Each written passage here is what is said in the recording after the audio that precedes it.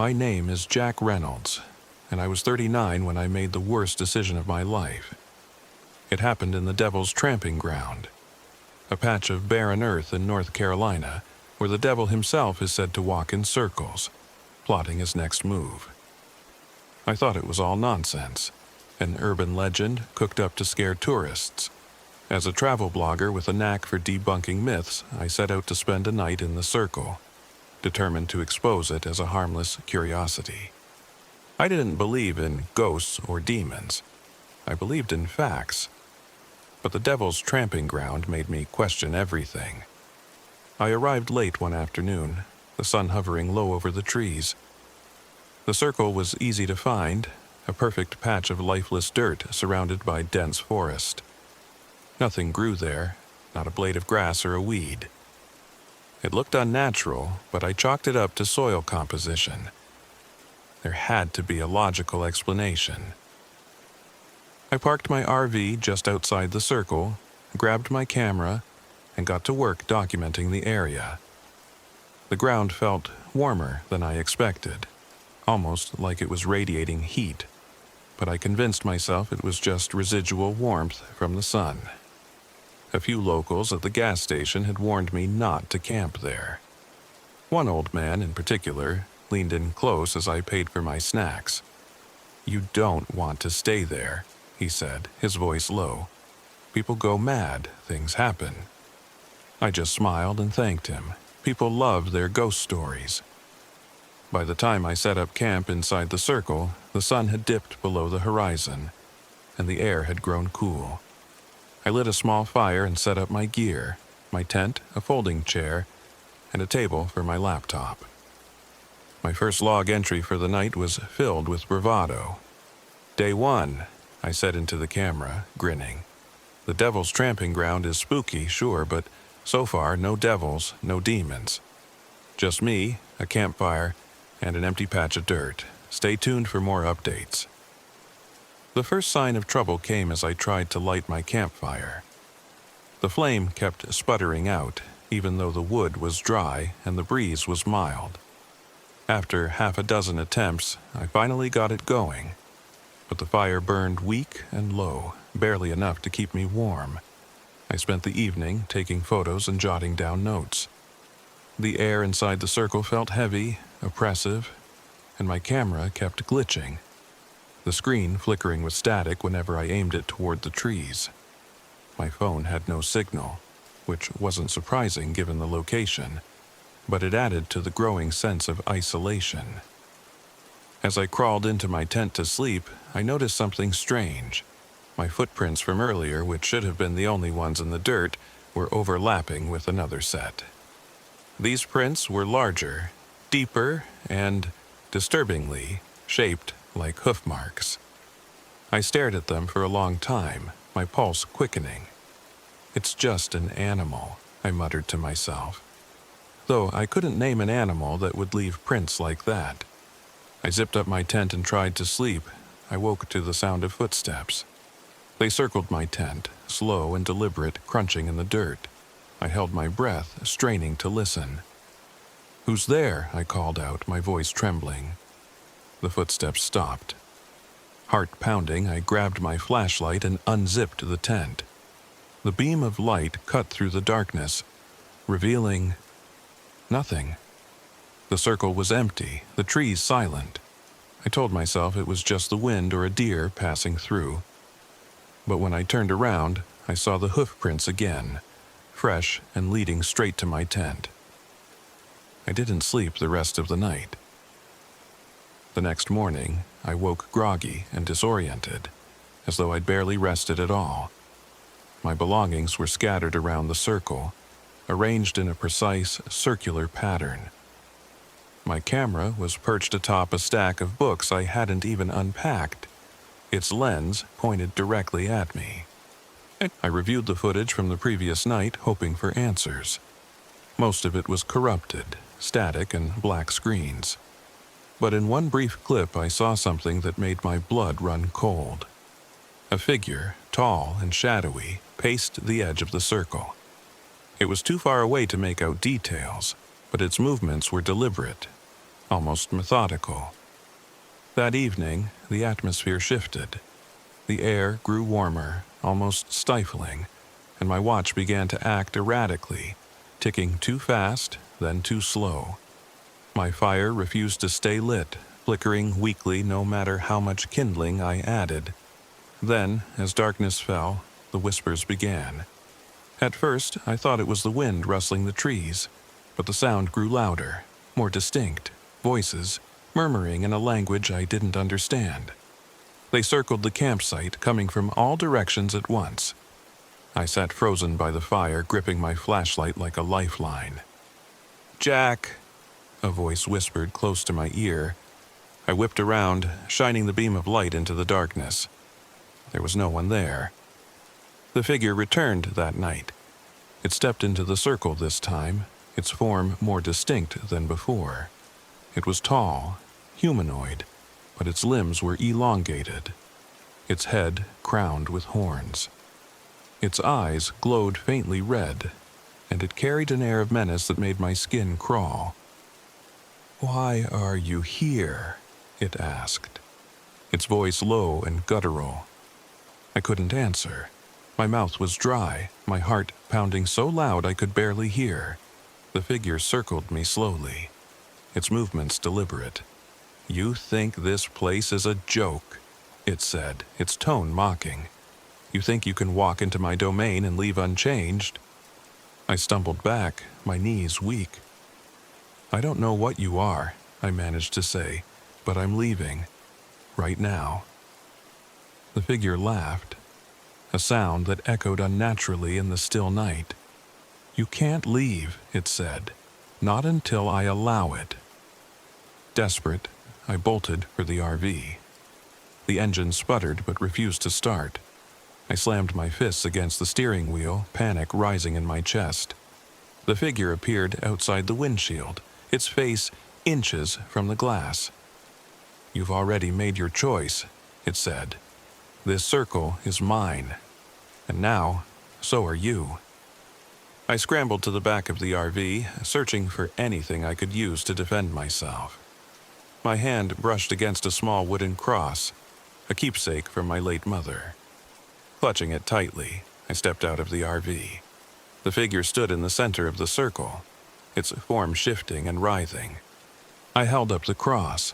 "Stay back," I said, my voice shaking. The figure recoiled, its glowing eyes narrowing. "You think that will save you?" it hissed. But the cross seemed to work. The figure dissolved into the shadows, its form dissipating into the night. When dawn broke, I didn't waste a second. The RV started on the first try, and I sped away, not looking back. I don't know what I encountered that night. Maybe it was the devil himself, or maybe it was something else entirely. All I know is that I'll never step foot near the devil's tramping ground again. Back home, I reviewed my remaining footage. Most of it was blank, but in one photo I saw a shadow, tall, horned, and watching from the edge of the trees. My blog post was different from what I'd planned. Instead of debunking the legend, I wrote a warning. Some places aren't meant to be understood. Some places belong to something else, and if you're smart, you'll leave them alone.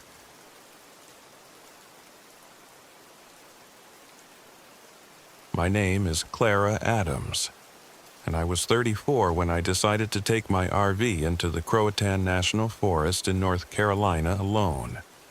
It was supposed to be a healing trip, a way to reclaim my independence after my divorce and the loss of my mother in the same year. I wanted to prove to myself that I could thrive on my own, and the forest seemed like the perfect place to get away from everything. Quiet, untouched, peaceful. That was my first mistake. I'd read about the Croatan in a travel magazine. It was known for its lush wilderness, meandering waterways, and a strange connection to the lost colony of Roanoke. Locals whispered about eerie lights, strange carvings, and disappearances, but I didn't believe in any of that. I wasn't afraid of ghost stories. My biggest fear was failing. At life, at this trip, at proving I could survive without anyone else. When I arrived, the forest was alive with birdsong and the rustle of leaves in the wind. I parked my RV at a remote trailhead and set up camp. The trees loomed high above, their canopies blocking out most of the sky. It felt isolated, but not threatening. I'd planned a 3-day stay to photograph the wilderness for a feature in a nature magazine. I'd even packed a little bottle of wine to celebrate my success when I was done. But by the first evening, things felt off. It started with the silence. As I hiked back to the RV after an afternoon of taking photos, the sounds of the forest disappeared. No birds, no insects, just the sound of my boots crunching leaves. It was so quiet I could hear my own heartbeat. The air felt heavy, pressing down on me. I told myself it was just my imagination, that maybe the wildlife was spooked by my presence. Still, I picked up my pace.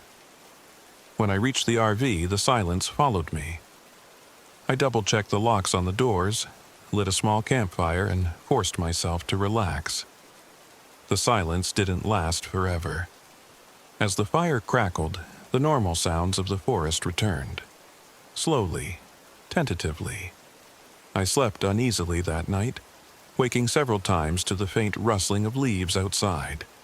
Each time I peered out the window, but there was nothing there. Just darkness. The second day brought more strange occurrences. The morning started normally. I set off on a longer hike, eager to explore a nearby trail I'd mapped out. The forest seemed brighter, less oppressive. I snapped photos of the sunlight filtering through the trees, of moss-covered rocks and still pools of water. I even found a deer grazing in the distance, its ears twitching as I crouched to take a picture. Then I noticed the carvings. At first, they seemed like random scratches in the bark of a tree, but the more I looked, the clearer they became. Spirals, jagged lines, and symbols I didn't recognize. I found them on several trees along the trail, each more elaborate than the last. They made me uneasy, but I convinced myself they were just the work of bored hikers, or a strange local tradition. As I continued, I came across a cairn, a pile of rocks stacked neatly in the middle of the trail. It wasn't there when I passed that way earlier. The rocks were smooth and white, almost glowing in the dappled sunlight. I felt a chill but pushed on. I didn't want to scare myself out of completing the trip. That night, the whispers began. It started as I was reviewing the day's photos on my laptop. At first, I thought it was the wind or the rustling of leaves, but the sound didn't stop. It grew louder, more distinct, words I couldn't quite make out. I stepped outside with a flashlight, scanning the campsite, but the forest seemed empty. When I went back inside, I noticed something was missing. My flashlight, which I'd set on the counter, was gone. So was my water bottle. I searched the RV, thinking I'd misplaced them, but they weren't there. Frustrated, I locked the doors and went to bed. The whispers returned as I drifted off. This time, they were unmistakable. A soft, rhythmic murmur that seemed to come from all around me. My heart raced as I strained to hear the words. Then I recognized the voice. It was my mother's. "Clara," she whispered. "Why did you leave me?" I bolted upright, my breath catching in my throat. It wasn't possible. My mother had died months ago in a hospital bed, her frail hand in mine. I told myself it was a dream, a trick of my grieving mind. But the voice didn't stop. "Come outside," it coaxed. "I need you." I stayed in bed, clutching the blankets, and eventually the whispers faded. By the third day, I was exhausted. I wanted to leave, but the RV wouldn't start. The engine sputtered and died every time I turned the key. I checked the fuel gauge, full. I even popped the hood, though I had no idea what I was looking for. Nothing seemed wrong, but the vehicle wouldn't budge. I spent the morning hiking back to the cairn, thinking maybe there was some rational explanation for what I was experiencing. When I reached it, I found something new. A wooden doll hanging from a tree carved crudely but unmistakably into the shape of a human figure. Its head was oversized, and its arms dangled limply at its sides. I tore it down, throwing it into the underbrush, and hurried back to the RV. That night, the whispers became screams. They surrounded the RV, voices overlapping in a cacophony. Some were familiar, my mother, my ex-husband, but others were strange, guttural, inhuman. I covered my ears, but it didn't help. The walls of the RV shuddered as though something was outside, pounding to get in. "Clara," a voice called. "Help me, please." I peeked out the window and froze. A figure stood just beyond the firelight, its shape hazy and indistinct. It looked like my mother, but her movements were wrong. Jerky, unnatural. She raised an arm, beckoning me. I grabbed a kitchen knife and huddled in the corner, trembling.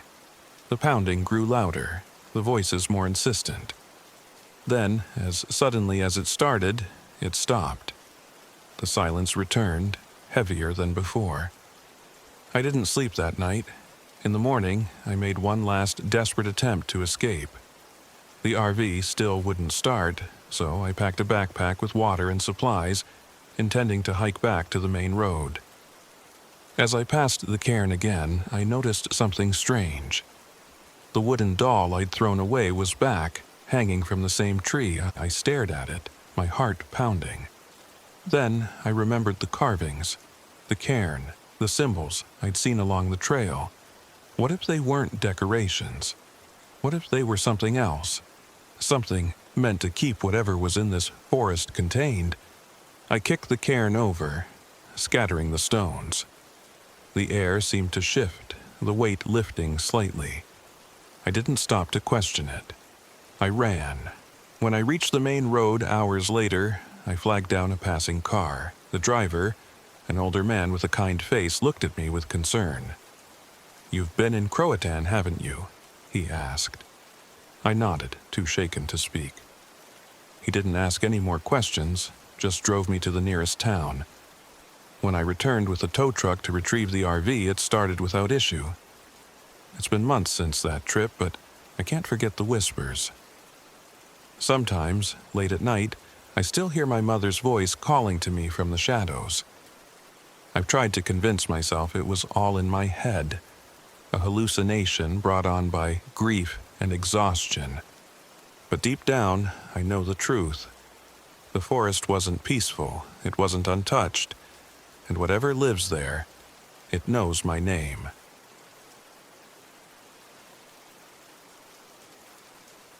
My name is Emma Carter, and I was 27 when it happened. This story takes place in the Linville Gorge wilderness in North Carolina, a place I now know I'll never return to, no matter how beautiful it might seem on the surface. It started as a weekend escape. My boyfriend, Ryan Porter, who was 29 at the time, suggested we take his RV into the wilderness. I was stressed from my job as a veterinary technician and wanted to unplug for a few days. Ryan, a budding photographer, was excited to capture the gorge's rugged beauty. I thought it would be a bonding experience, a chance to get away from the noise of daily life. We arrived on a crisp October morning, the kind where the air feels electric and the leaves burn bright in shades of red and orange. Linville Gorge is known as the Grand Canyon of the East, and its jagged cliffs and dense forests are as intimidating as they are breathtaking. Ryan had chosen a remote campsite along a little-used trail. "We'll have the whole place to ourselves," he'd said, grinning as we parked the RV.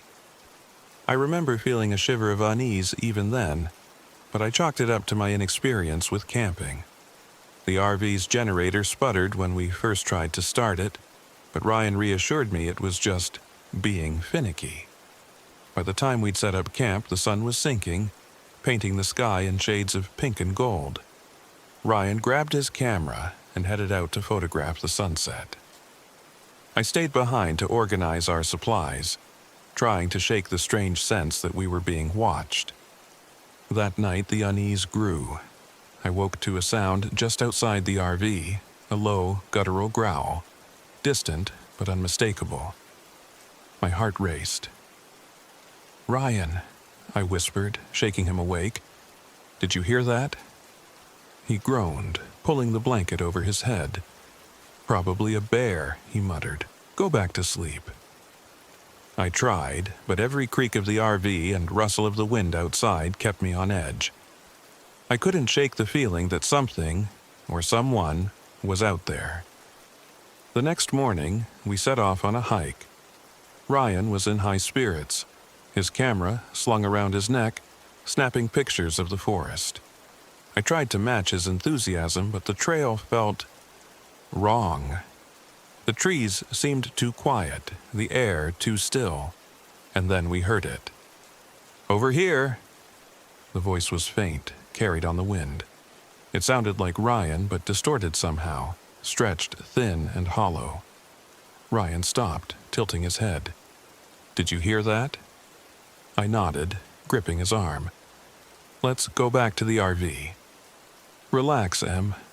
Probably just someone else on the trail." But when we called out, there was no reply. The voice didn't call again, and the forest swallowed the sound as though it had never been. We returned to the RV in silence. Ryan reviewed his photos that evening, eager to show me his shots. "Check this out," he said, pointing to a picture of a deer standing on a ridge. "Isn't it majestic?" I leaned closer, and my stomach dropped. The figure wasn't a deer, not exactly. Its limbs were too long, its body gaunt, its eyes dark pits. "That's not a deer," I said, my voice barely above a whisper.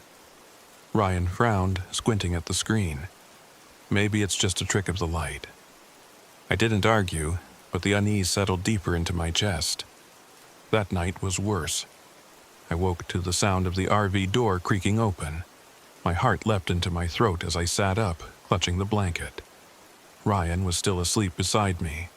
I shook him awake, my voice trembling. "The door." We both froze as footsteps, light, deliberate, echoed outside. Ryan grabbed the flashlight and stepped cautiously to the door. "Stay here," he whispered. "No way," I hissed, grabbing his arm. But he shook me off and opened the door, shining the beam of light into the darkness. "Nothing's there," he said after a tense moment. "Must have been the wind." But when he closed the door, I noticed the pile of bones just outside. They were arranged in a circle, like some kind of ritual. Ryan stared at them, his face pale. "Okay," he admitted. "That's weird." We spent the rest of the night barricaded in the RV, the flashlight clutched between us. The next day, I tried to convince Ryan to leave. "This isn't normal," I said. "Something's wrong here." "Come on, Emma," he said, rolling his eyes. "You're overthinking. We came here to get away, not to run from every spooky thing that happens in the woods." His dismissiveness annoyed me, but I didn't push. Instead, I spent the afternoon organizing our things, preparing to leave the following morning. I was putting away the last of our supplies when I heard Ryan's voice call from outside. "Emma, come here, I found something." I stepped out cautiously. "Ryan?" He didn't respond. I moved toward the sound, but as I neared the edge of the firelight, I saw him, or something that looked like him, standing perfectly still. His back was to me, but the way he stood was wrong, too stiff, too rigid. "Ryan," I called again, my voice trembling. The figure turned slowly, and I froze. Its face was like Ryan's, but stretched and distorted, the eyes dark and empty. I stumbled back, tripping over a root. When I looked up, it was gone. I ran back to the RV, heart pounding. Ryan was inside, staring at me in confusion. "What's wrong?" "You," I gasped. "You were outside." I've been here the whole time," he said, frowning. I didn't know what to believe anymore. That night, the entity made its move. We heard scratching at the walls, low and deliberate, followed by the sound of my voice sobbing, begging to be let in. "Help me," it wailed. "Please." Ryan lit a flare, stepping toward the door. "Don't," I said, grabbing his arm. But he opened it, the flare blazing in his hand. The creature was there, its humanoid form gaunt and twisted, its eyes black holes. It hissed at the light, retreating into the darkness. Ryan slammed the door, his face pale. "What the hell is that?" "A skinwalker," I whispered. "I think it's a skinwalker." We spent the rest of the night barricaded, taking turns watching the windows. I remembered a necklace I'd bought from a local shop, said to ward off evil spirits. Desperate, I hung it at the door. The creature seemed hesitant to approach after that, its movements lingering just beyond the firelight. At dawn, we made our escape. The RV's engine sputtered, but finally roared to life. We drove without stopping, the forest's shadowy grip finally releasing us as we reached the highway. It's been months since that trip, but I still hear echoes of that voice in my dreams. Ryan doesn't talk about it, and I've given up trying to convince myself it wasn't real. Some places are beautiful for a reason. They want you to come closer, and sometimes they don't want to let you leave.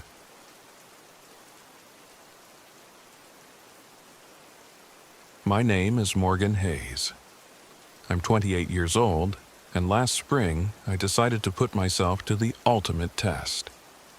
After quitting my job as a wilderness guide following a tragic accident, I spent months living off the grid, running a survival blog. I thought heading into Croatan National Forest, one of the wildest places in North Carolina, would make for an inspiring story. Instead, it became a nightmare I'll never forget. It started like any other trip. I parked my old RV at a secluded trailhead deep in the forest, a spot I found on a forum for off-the-beaten-path adventurers. The plan was simple: 5 days of survival camping, documenting every step for my blog. I packed light, just the essentials: a knife, some fishing line, a tarp, a small tent, and a camera to capture it all. The first day was perfect. The forest was alive with bird calls, the smell of pine, and the rhythmic crunch of my boots on the trail. I hiked several miles before finding a clearing near the edge of a marsh to set up camp. As the sun dipped below the tree line, I lit a small fire and started recording. "Day 1, I said into the camera. "Everything's going smoothly. No signs of wildlife yet, but this marsh looks like a great spot for foraging tomorrow." I didn't mention the claw marks I'd noticed earlier, long, jagged scratches in the bark of a tree near the trail. They were too deep for a raccoon or bear, but I shrugged it off. Probably an old hunter's prank, I told myself. That night, I woke to a faint rustling outside the tent. My heart thudded in my chest as I reached for my knife. "Just an animal," I whispered, forcing myself to stay calm. I peered out of the tent, the cool night air biting at my face. The forest was still, too still. No rustling, no chirping insects, just silence. In the morning, I found something that made my blood run cold. Claw marks gouged into the ground around my tent, forming a spiral pattern. They weren't there when I set up camp. I took a picture and laughed nervously into the camera. "Guess the local wildlife has a flair for the dramatic," I joked. But the unease lingered. On the second day, the forest began to change. The trees seemed darker, closer together. The trail I thought I'd memorized now felt unfamiliar, twisting in ways I didn't recognize. My GPS lost its signal, and my compass spun uselessly in circles. Around noon, I heard something. At first, it was faint, a soft crunching, like footsteps matching my own. I stopped, holding my breath, but the sound stopped too. It's nothing, I told myself, adjusting my pack and walking faster. But the footsteps started again, closer this time. I didn't look back. By late afternoon, I reached a shallow creek and decided to make camp there. As I gathered firewood, I found something that stopped me in my tracks. A small pile of dead animals, rabbits and birds, their bodies arranged neatly in a ring. My stomach churned. I'd been a guide for years and had never seen anything like it. That night, the whispers started. At first, they were soft, like the wind brushing through the reeds. But as I lay in my tent, they grew louder, forming words.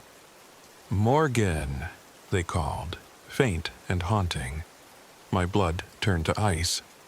I unzipped the tent and stepped out, clutching my knife. The fire had burned low, casting flickering shadows across the marsh. "Who's there?" I shouted, my voice cracking. No response, just the whispers now coming from all directions. The third day brought the first glimpse of the creature. I was hiking through a dense section of the forest, trying to find a way back to the trailhead. The trees pressed in around me, their branches clawing at my pack. That's when I saw it. Just a flash of movement at the edge of my vision. I turned, and there it was. A gaunt, humanoid figure standing among the trees. It was unnaturally tall, its limbs long and thin, its skin a sickly gray. Its eyes were hollow pits, and its head tilted unnaturally, as if studying me. I froze, my mind racing. Then, as suddenly as it appeared, it was gone. Panic set in. I stumbled back to my camp, nearly tripping over roots in my haste. That night, I couldn't sleep. The whispers were louder now, joined by faint laughter that sent chills down my spine. The next morning, I found an old hunter's cabin tucked away in a clearing. It looked abandoned, its roof sagging, the wood warped with age. Inside, I found a journal on a rickety table, its pages yellowed and brittle. The entries were frantic, written in scrawled handwriting. "The beast watches me," one read. "It knows my guilt. It won't let me leave." I flipped to the last page, my hands shaking. The final entry was short. "It's in the marsh. It's always been here." I left the cabin, my heart pounding. I had to get out of the forest. By the fourth night, the creature was no longer just watching. It was hunting. I woke to the sound of my supplies being torn apart. I peered out of the tent to see the beast crouched by my fire pit, its elongated fingers sifting through my gear. I tried to stay quiet, but my hand brushed against the tent's fabric, and the beast's head snapped toward me. Its hollow eyes locked onto mine, and it let out a low guttural growl. I bolted, running blindly through the forest. The beast's footsteps pounded behind me, faster than they should have been. My lungs burned, my legs ached, but I didn't stop until I reached a dead end. A wall of water where the marsh flooded the trail. The beast stepped into view, its form illuminated by the moonlight. It spoke, but not in its own voice. It used the voice of the client I'd failed to save during the accident, a man named Daniel. "You left me," it said, the words echoing in the still night. "You let me die." Tears streamed down my face. "I didn't mean to," I shouted. "It wasn't my fault." The beast lunged, its claws grazing my arm as I stumbled back into the water. Desperation took over. I grabbed a branch and lit it with the lighter I kept in my pocket, wielding the makeshift torch like a weapon. The beast recoiled, its hollow eyes flickering with rage. In a final act of defiance, I set fire to the marsh. The flames spread quickly, smoke filling the air as the beast let out an ear-splitting shriek. It dissolved into the mist, its form twisting and writhing before vanishing completely. Exhausted and battered, I stumbled back to my RV as the first light of dawn broke through the trees. My supplies were destroyed, my body bruised and bloodied, but I was alive. I never posted about Croatan National Forest on my blog. Some experiences are too raw, too personal to share. But I'll never forget the beast, or the way it forced me to confront the guilt I'd carried for so long. If you ever find yourself in the marshes of Croatan, take my advice. Don't go alone. And if you hear whispers in the night, run.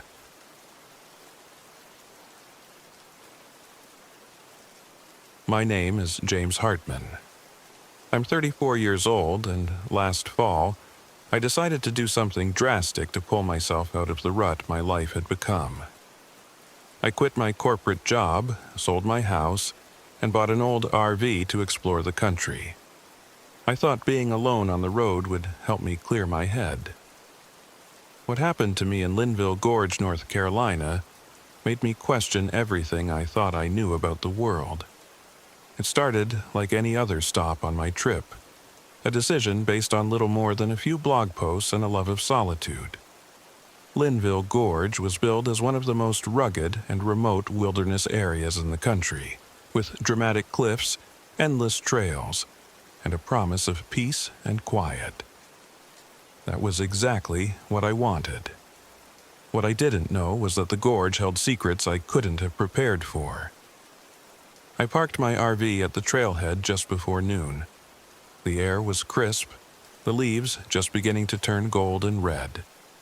A cool breeze rustled the trees as I loaded my pack with supplies for the 3-day hike I'd planned. The first few hours on the trail were everything I'd hoped for. Silence except for the wind and the crunch of my boots on dirt. But around mid-afternoon, something shifted. I was nearing a section of the trail known as Wiseman's View, where the cliffs offered sweeping vistas of the gorge. The wind picked up, carrying with it a faint sound that made me stop in my tracks. It was laughter, light and high-pitched, like children playing. I paused, listening, but the sound faded as quickly as it had come. "Must be other hikers," I muttered, though I hadn't seen a soul all day. I shook off the unease creeping up my spine and kept walking. I set up camp near a rocky outcrop overlooking the gorge. The view was breathtaking, but I couldn't shake the strange feeling that I wasn't alone. As night fell, the temperature dropped sharply. I built a small fire, ate a quick meal, and tried to settle in for the night. But just as I was starting to doze off, a sound jolted me awake. A voice, faint and distant, calling my name. "James!" I sat up, my heart hammering in my chest. The fire had burned low, casting flickering shadows across the trees. The voice came again, barely louder than a whisper. "James?" I scanned the darkness, my flashlight beam cutting through the void. "Hello?" I called out. "Is someone there?" No response. Just the wind and the rustling of leaves. Telling myself it was nothing, I crawled back into my sleeping bag, but I couldn't sleep. The voice replayed in my mind, over and over, like a scratched record. The next morning, I discovered something odd near my camp. A small rusted compass lying on the ground. It wasn't mine. I picked it up, turning it over in my hands. The needle spun wildly, refusing to settle. I slipped it into my pocket, unease settling deep in my gut. The day's hike took me deeper into the gorge, the trails twisting and turning like a maze. The farther I went, the more disoriented I felt. Twice, I ended up back at the same spot, a gnarled tree with claw-like branches that seemed to reach for the sky.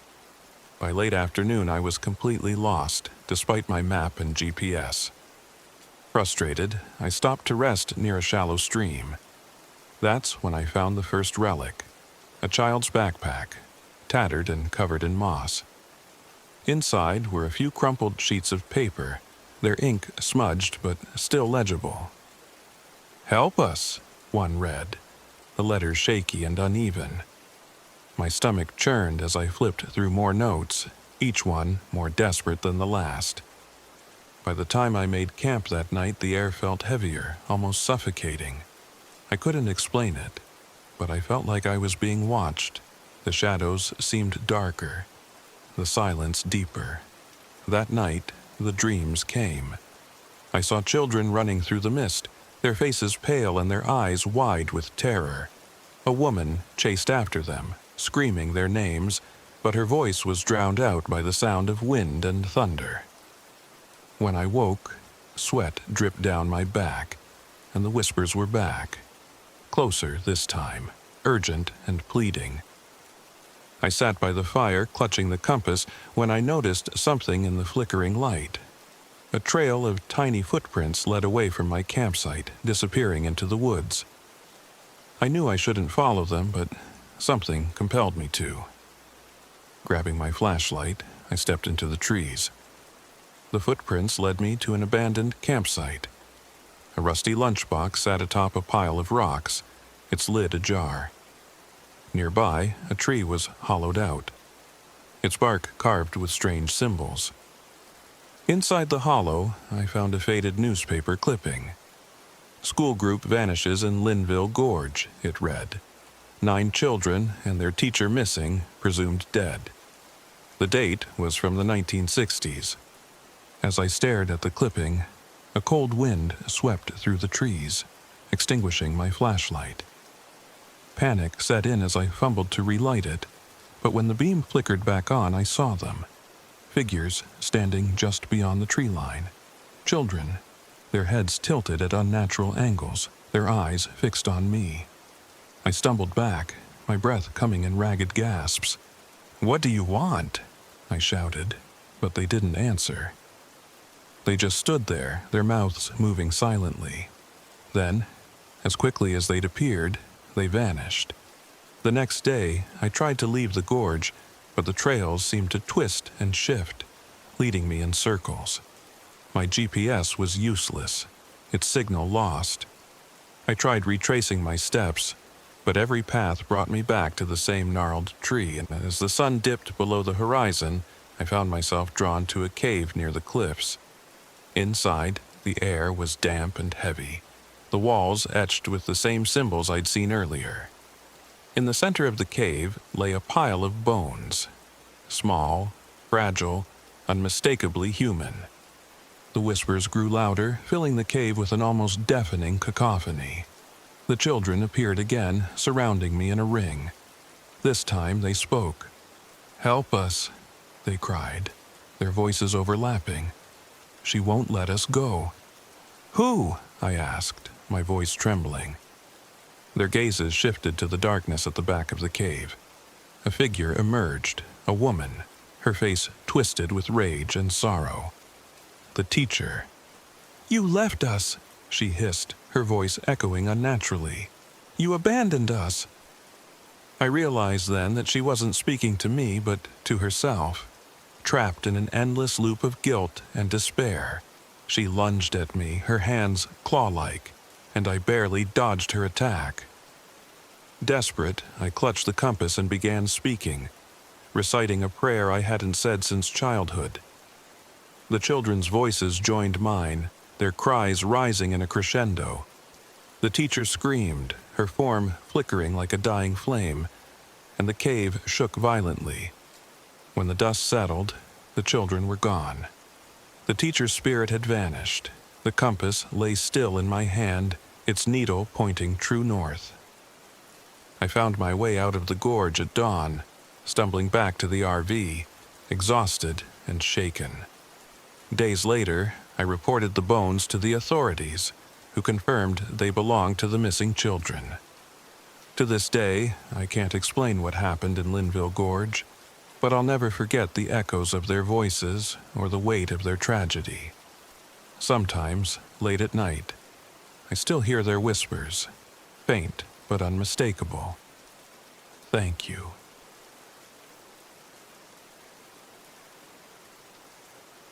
My name is Sarah Miller, and I'm 22 years old. This happened to me and my best friend Megan just last summer, though sometimes it feels like it happened yesterday, and other times like it couldn't have possibly happened at all. But it did. I've got the scars to prove it. It started innocently enough, just 2 friends on a road trip through North Carolina in Megan's hand-me-down RV. Megan and I have always been into weird stuff. Ghost stories, haunted places, anything spooky. It was supposed to be fun. A break from my summer job and her art projects. I'd just graduated with a degree in history, and Megan had this knack for convincing me to do things I wouldn't normally consider. When she found a blog post about Devil's Tramping Ground, a mysterious circle of barren earth where nothing grows, she was relentless. "It's like the ultimate urban legend," she said, her brown eyes practically glowing with excitement. "Or rural legend," I'd corrected, grinning despite myself. Megan had a way of dragging me into her whirlwind, and this time was no different. We drove to Bear Creek late one Friday afternoon, turning off the main road onto a winding dirt trail that felt more like the middle of nowhere with every mile. The RV rattled as we bumped along, dust curling up around the tires. "This place is supposed to be super creepy," Megan said, pulling out her phone to reread the article she'd sent me. "Locals say the devil himself uses the circle to dance at night. They say nothing grows there because the ground's cursed." "And you're sure we want to spend the night here?" I asked, only half joking.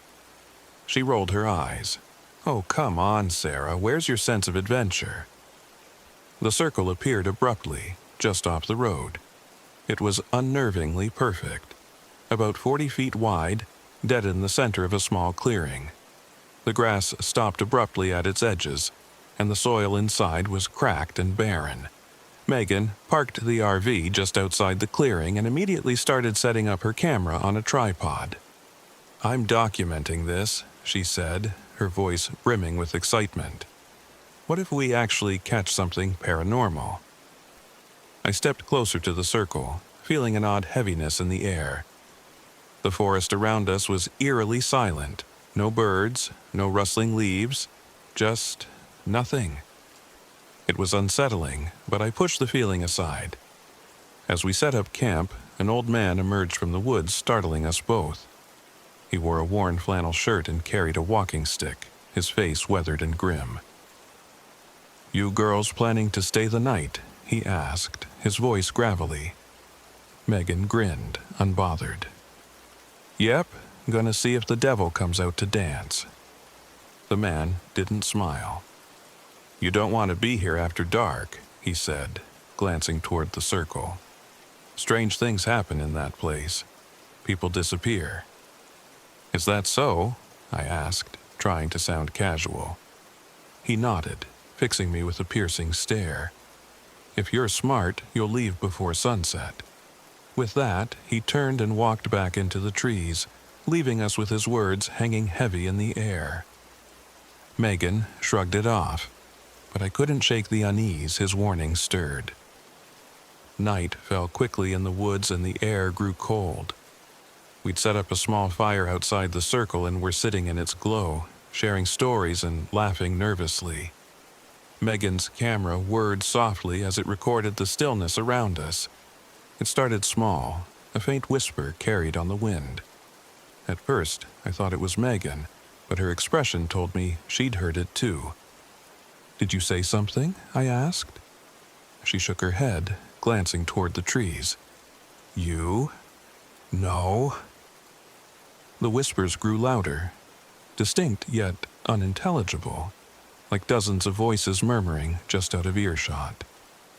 My skin prickled, and I moved closer to the fire. "Probably just the wind," Megan said, though her voice lacked conviction. Then the camera fell silent. Megan frowned, walking over to check it. "It's dead," she said. "The battery was full earlier." "That's weird," I murmured, trying to mask the growing knot of fear in my stomach. Things escalated from there. As we prepared to sleep, we noticed objects had been moved. My lantern, which I'd placed next to the RV, was now in the circle. Its beam pointed directly at us. "Did you do that?" I asked, my voice sharper than I intended. Megan shook her head, her face pale. "No way." Neither of us wanted to retrieve it, so we left it where it was and retreated into the RV. I didn't sleep. Neither did Megan. She kept muttering about dreams, flashes of a woman in old-fashioned clothes screaming as flames licked at her feet. I stayed silent, my gaze fixed on the dark circle outside the window. The next morning, the unease deepened. Megan's camera recorded nothing but static, though it had been aimed at the circle all night. My backpack was missing, and when I found it near the circle's edge, it reeked of sulfur. Megan's fascination turned to obsession. She found a strange diary buried under a pile of stones nearby. The entries, scrawled in archaic handwriting, told of a woman accused of witchcraft in the 1700s. The villagers burned her alive in the circle, and she cursed the land with her dying breath. "She's still here," Megan whispered, her fingers trembling as she traced the faded words. "She wants revenge." I tried to laugh it off, but the sound came out hollow. That night, the whispers returned, louder and more insistent. Then came the scratching, a sound like nails dragging across the RV's exterior. "Megan, what the hell is that?" I hissed, clutching a flashlight. She didn't answer. Her eyes were wide, her face frozen in terror. The scratching stopped abruptly, replaced by a low, guttural laugh. I threw open the curtain, shining my flashlight into the circle. A figure stood there, a woman, impossibly thin, with hollow eyes and a mouth twisted in a cruel smile. Megan panicked, running outside despite my protests. "What do you want?" she screamed at the figure, but it didn't respond. Instead, it raised an arm, pointing directly at her. "Megan, get back here!" I shouted, but she was already stepping toward the circle. It all happened so fast. The figure lunged, and Megan screamed, collapsing as if struck by an unseen force. I ran to her, dragging her back to the RV as the firelight flickered ominously. Her skin was ice cold, and strange symbols were burned into her arms. Symbols I recognized from the diary. Desperate, I grabbed the diary and flipped through its pages, searching for anything that might help. One passage caught my eye, a counter curse written in fragmented Latin. The whispers grew deafening as I began to read aloud, my voice trembling. The fire roared to life and the figure shrieked, its form flickering like a dying flame. The diary burned in my hands, and the circle glowed with an unnatural light. I dragged Megan into the RV and slammed the door as the fire consumed the clearing. By morning, the circle was silent, but Megan wouldn't wake. Her breathing was shallow, her skin pale. I drove us to the nearest hospital, her sketchpad sitting on the dashboard. When I opened it later, my blood ran cold.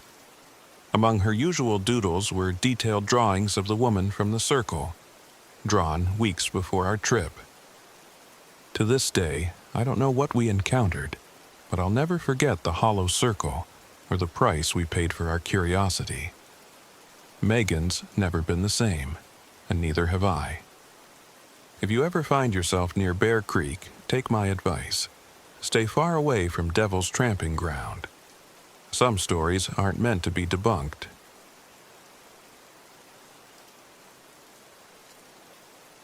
My name is Oliver Grayson, and I'm 34 years old. What I'm about to share happened just a few months ago, and even now, it feels like I'm caught between reality and a nightmare. I was in the Linville Gorge wilderness area in North Carolina, chasing the perfect shot for my photography portfolio. I thought it would be like any other trip, quiet, scenic, and solitary. But what I encountered near that abandoned chapel still haunts me. I'd heard about the old chapel before. It was a local legend, perched deep in the woods near Wiseman's View. People said it was cursed, the site of a tragic wedding that ended in bloodshed. As a travel photographer, places like this always intrigued me. I figured I'd capture the chapel's decaying beauty and maybe even its eerie atmosphere. My audience loved that sort of thing, and honestly, I needed the boost. When I arrived, the forest was alive with autumn colors. The air smelled of pine and damp earth, and the occasional cry of a hawk punctuated the quiet. I parked my RV near a trailhead and set out with my gear. The hike wasn't easy. The terrain was rocky, and the trail narrowed dangerously as it descended into the gorge. But when I finally spotted the chapel through the trees, it took my breath away. The building was a skeletal ruin, its wooden frame warped and leaning like a wounded animal. Sunlight filtered through broken windows, casting jagged shadows on the ground. Vines and moss clung to the walls, and the remains of a bell tower stood precariously overhead. It was hauntingly beautiful, exactly what I'd hoped for. I set up my tripod as the sun dipped below the horizon, casting the gorge in shades of crimson and gold. But as I framed my first shot, I noticed something odd. The viewfinder showed streaks of light that weren't visible to the naked eye. At first, I thought it was a lens flare, but the streaks seemed to move, almost like figures gliding through the frame.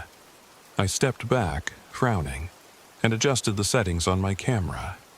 That's when I heard it, a faint, haunting melody drifting through the trees. It sounded like organ music, the kind you'd hear at a wedding. But there was no organ, no electricity, and no one around for miles. My chest tightened as the music grew louder, then faded as quickly as it had begun. Just the wind, I muttered, trying to calm myself. But the forest was utterly still. I shook it off and returned to my work, determined to get the shot.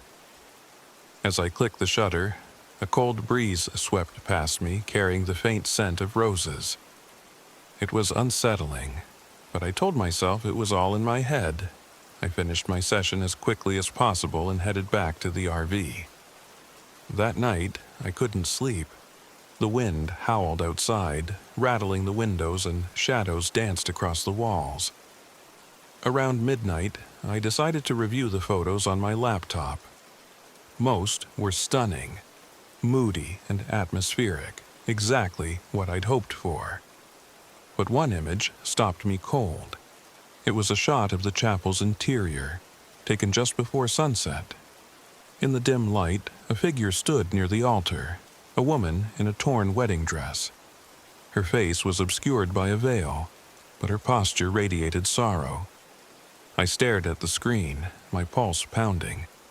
I hadn't seen anyone while I was there. The figure wasn't just faint or blurry, she was as clear as if she'd been standing there in real life. Okay, maybe it's a trick of the light, I whispered to myself, though I didn't believe it. I tried to brush it off, but I couldn't shake the feeling that I wasn't alone. The next morning, I returned to the chapel. I told myself I was just being thorough, but deep down, I needed answers. The sunlight did little to dispel the eerie atmosphere. As I stepped inside, I noticed something I hadn't seen before. A torn veil draped over one of the pews. It was pristine, untouched by time or weather. My stomach churned as I snapped a photo, the sound of the shutter unnaturally loud in the silence.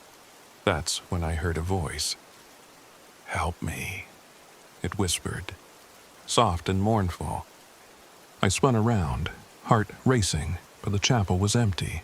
The voice came again, this time from the altar. Slowly, I turned toward it, and there she was. The bride. She stood motionless, her veil fluttering despite the absence of wind. "Who are you?" I stammered. She didn't answer. Instead, she raised a trembling hand pointing toward a charred pew. I approached cautiously, every instinct screaming at me to run. Beneath the pew, I found a singed wedding invitation. The edges were blackened, but the names were still legible: Lillian and Thomas. Suddenly, the air grew heavy, and the temperature plummeted. A shadow moved in the corner of my vision, and I turned to see a figure standing in the doorway. It was a man, or what used to be a man. His form was dark and featureless, his eyes twin voids that burned with rage. The bride let out a piercing wail, and the shadow lunged toward me. I bolted, the invitation clutched in my hand, and didn't stop running until I reached the RV. Back at the RV, I tried to make sense of what had happened. I scoured the internet for any mention of Lillian and Thomas and found an old newspaper article. The headline read, "Wedding Tragedy in Linville Chapel." According to the story, Thomas had flown into a jealous rage on their wedding day, killing Lillian and their guests before taking his own life. Locals claimed the chapel was cursed, that the spirits of the bride and groom remained trapped in an endless cycle of sorrow and rage. My hands shook as I read the final line. Some say forgiveness is the only way to break the curse. I knew what I had to do. That night, I returned to the chapel with the invitation. The forest was deathly silent, the air thick with anticipation. Inside, the bride was waiting, her veil lifted to reveal hollow eyes filled with tears. The shadow loomed behind her, its form rippling with fury. I approached the altar, heart pounding, and placed the invitation on its surface. "I'm sorry," I said, though I wasn't sure who I was apologizing to, "for everything." The shadow roared, surging toward me, but the bride stepped between us. Her form began to glow, a soft light that pushed the darkness back. The shadow thrashed and writhed before dissolving into nothingness. The bride turned to me, her expression one of gratitude and profound sadness. Then she too began to fade, her veil fluttering to the ground as she disappeared. When I left the chapel, the forest seemed brighter, the air lighter. The oppressive weight that had hung over the area was gone. I returned to the RV and reviewed my photos one last time. Every image was clear, but the figures were gone, leaving only the haunting beauty of the chapel. I don't know if the bride and groom found peace, but I'd like to think they did. As for me, I left Linville Gorge with more than just a story. I left with a renewed sense of purpose, a determination to face the ghosts in my own life. Still, I can't help but feel their presence sometimes, especially when I close my eyes. The bride's sorrowful plea, the shadow's unrelenting rage, they're etched into my memory, a reminder that some places hold more than history, and some spirits aren't ready to let go.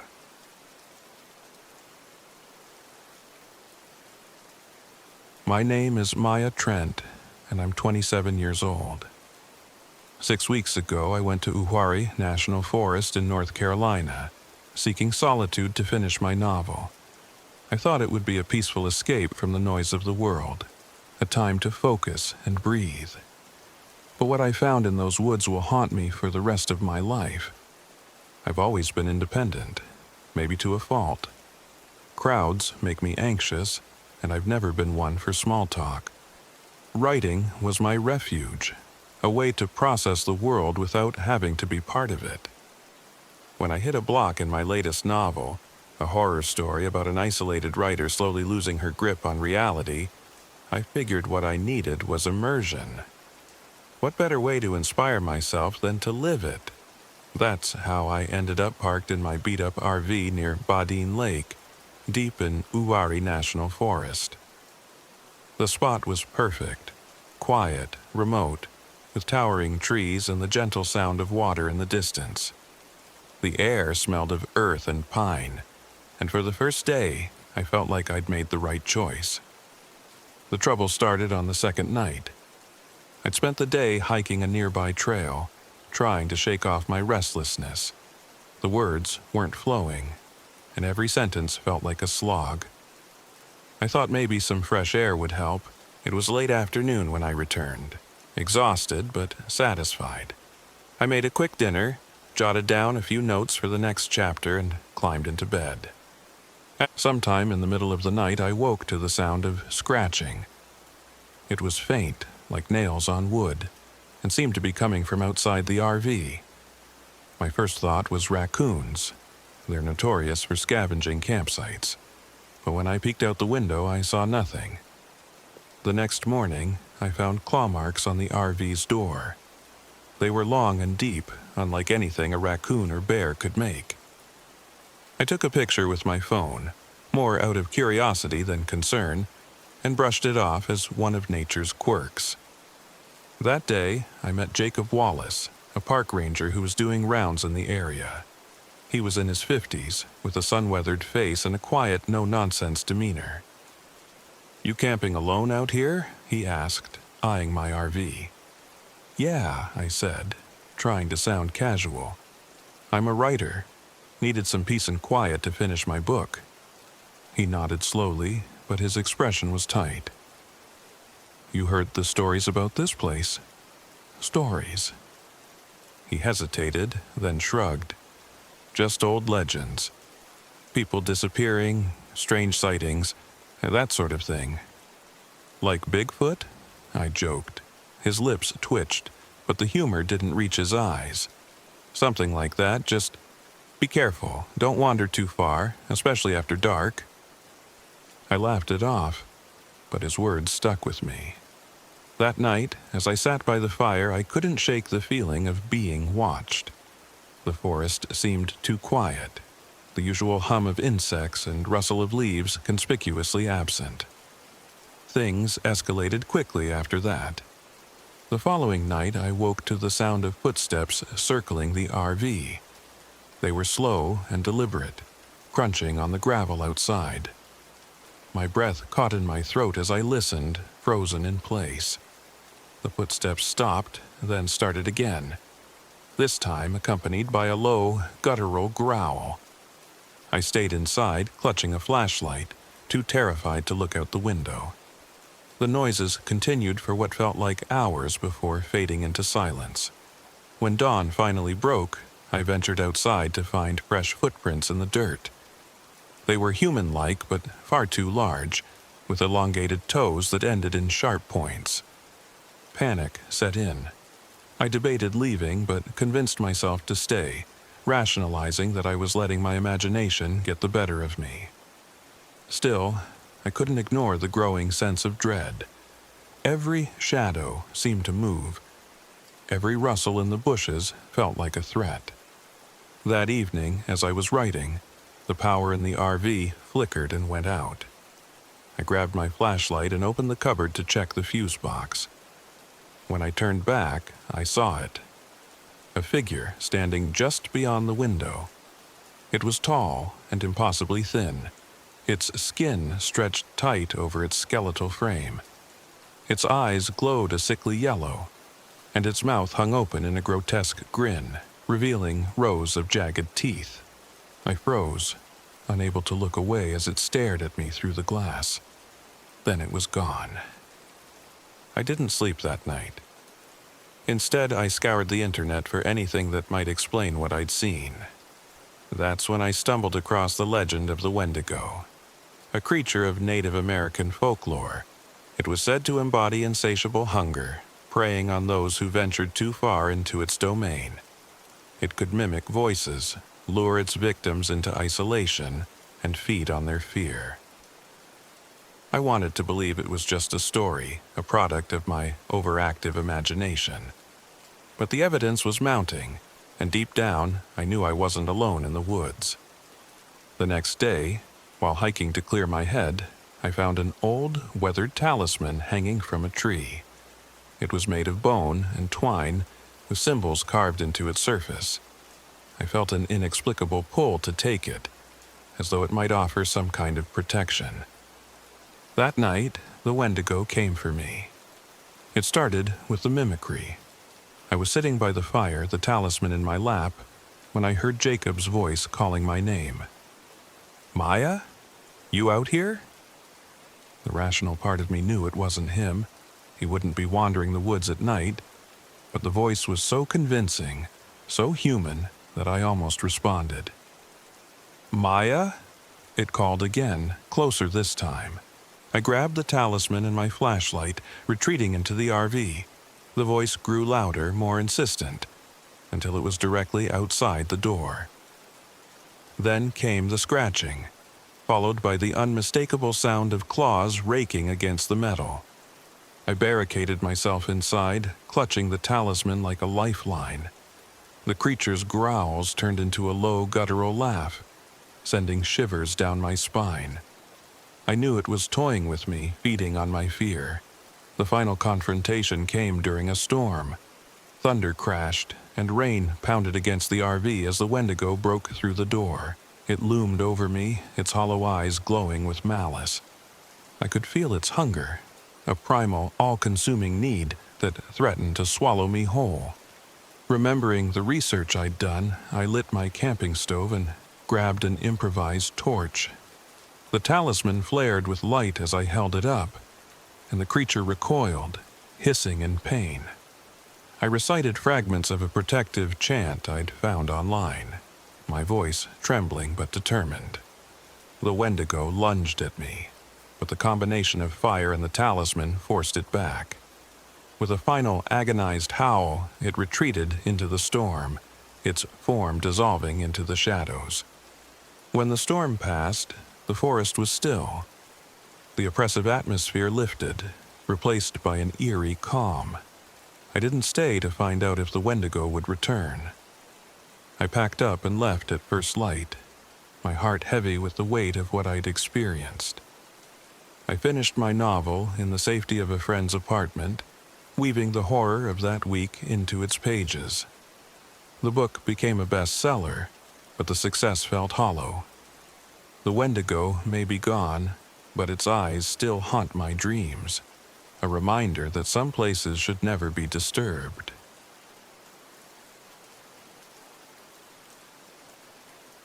My name is Rachel Carter, and I'm 30 years old. What I'm about to share happened just 6 months ago, in the heart of Pisgah National Forest, near Looking Glass Rock in North Carolina. It's a place we'd always wanted to visit, me and my boyfriend Ben. But what we found there changed everything. We weren't just hiking or camping for fun. Ben and I run a YouTube channel documenting haunted locations across the country. He's the cameraman, editor, and occasional on-screen skeptic, while I'm the main host. Our viewers love the dynamic. I'm skeptical and stubborn, dismissing the supernatural as stories and tricks of the mind, while Ben is the more cautious one, leaning into the what-ifs. We called the channel Urban Shadows, and it was doing well enough that we'd invested in a used RV to take us to more remote locations. Looking Glass Rock was supposed to be our next big hit. Legend had it that in the late 1800s, a group of children vanished in the forest near the rock. Local stories claim their laughter and footsteps can still be heard at night, and hikers sometimes spot small, ghostly figures among the trees. It was exactly the kind of folklore that would get our viewers hooked. We parked the RV in a secluded spot not far from a trailhead. The forest was lush and dense, sunlight barely piercing through the canopy. It was beautiful, but there was an odd stillness to the air. Even as we set up, the only sounds were the crunch of leaves underfoot and the occasional chirp of a bird. I joked that the forest was probably too scared to make noise, but Ben just frowned. We started our hike late in the afternoon, following a path that wound deeper into the forest. Ben had his camera ready, capturing B-roll while I read aloud from a local history book I'd found online. About 2 miles in, we stumbled upon a clearing, overgrown with moss and vines. At first it seemed unremarkable, but then I noticed the rusted swings dangling from a decaying wooden frame. Next to them were remnants of what might have been a small playhouse. "Creepy kid's playground in the middle of nowhere," I said, trying to keep my tone light. "Perfect." Ben didn't respond. He was staring at the swings, his brow furrowed. "Do you feel that?" "Feel what?" I asked. "The temperature," he said. "It just dropped." I rolled my eyes, but couldn't deny the chill creeping up my arms. I was about to respond when Ben called out, "Got it." He adjusted his headphones, listening intently to the audio feed from the camera. "What?" I asked, stepping closer. "Giggling," he said, his voice low. "It's faint, but it's there. I strained to listen, but all I heard was the rustling of leaves. Probably just a weird echo or the wind. Ben didn't argue, but the unease in his expression lingered. By the time we got back to the RV, the sun was setting. We set up camp and prepared for the night's shoot. Ben was unusually quiet as he reviewed the footage, replaying the giggling over and over. "I'm telling you," he said, "it's not the wind." "Then, it's probably just some other hikers," I replied, though the nearest car at the trailhead had been ours. "Besides, it's perfect for the video." Ben didn't look convinced, but he let it go. We filmed our intro by the fire, the dim light casting eerie shadows on the trees behind us. I recounted the legend of the missing children, emphasizing the reports of ghostly laughter and footsteps. It wasn't until later, when we were packing up the gear, that things took a turn.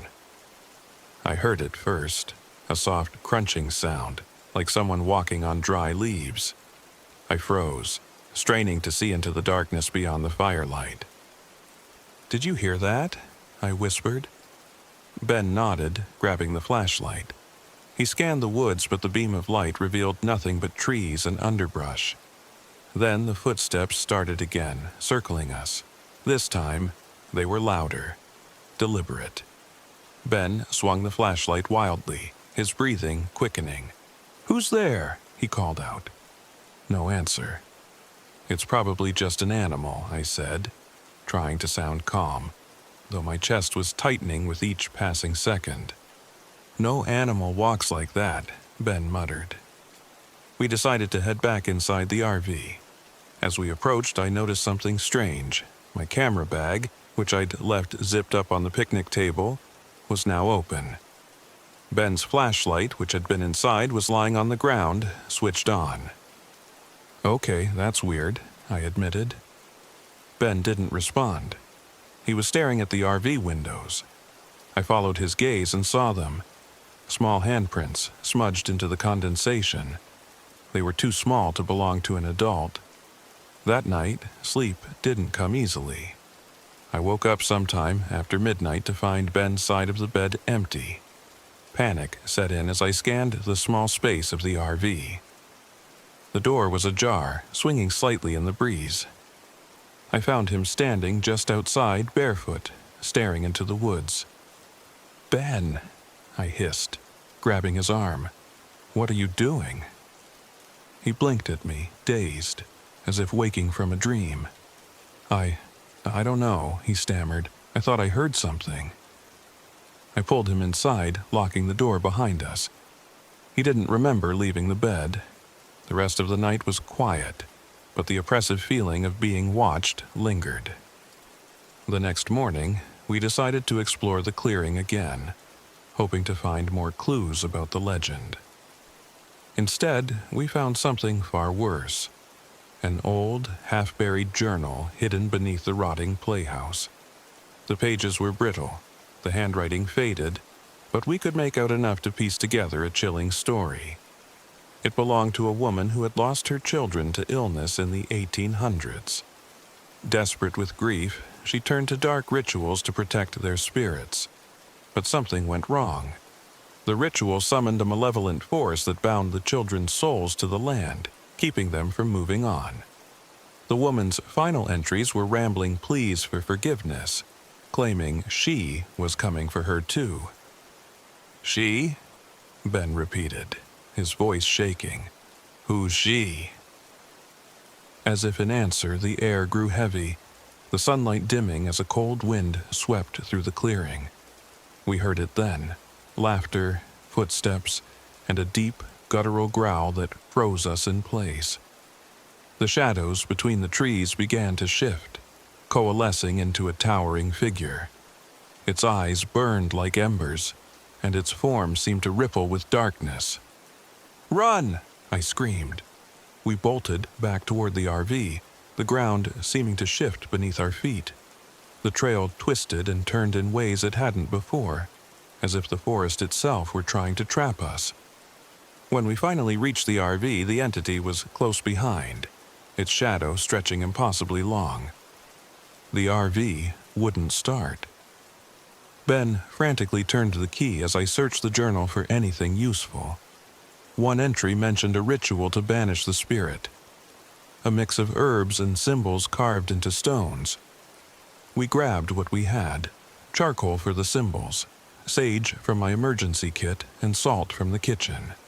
The spirit slammed against the RV, rocking it violently as we worked. "Rachel, hurry!" Ben shouted. I stepped outside, drawing the symbols around the RV while chanting the phrases from the journal. The spirit lunged toward me, but a glowing barrier flared to life, holding it back. Ben joined me, holding the sage aloft as we completed the ritual.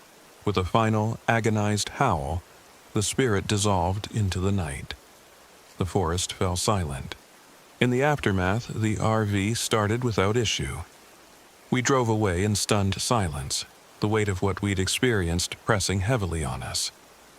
We never spoke of it again, and we decided to end the channel soon after. The forest had returned to its serene beauty, but I knew we had barely escaped with our lives. And sometimes in the dead of night, I still hear faint laughter echoing in my dreams.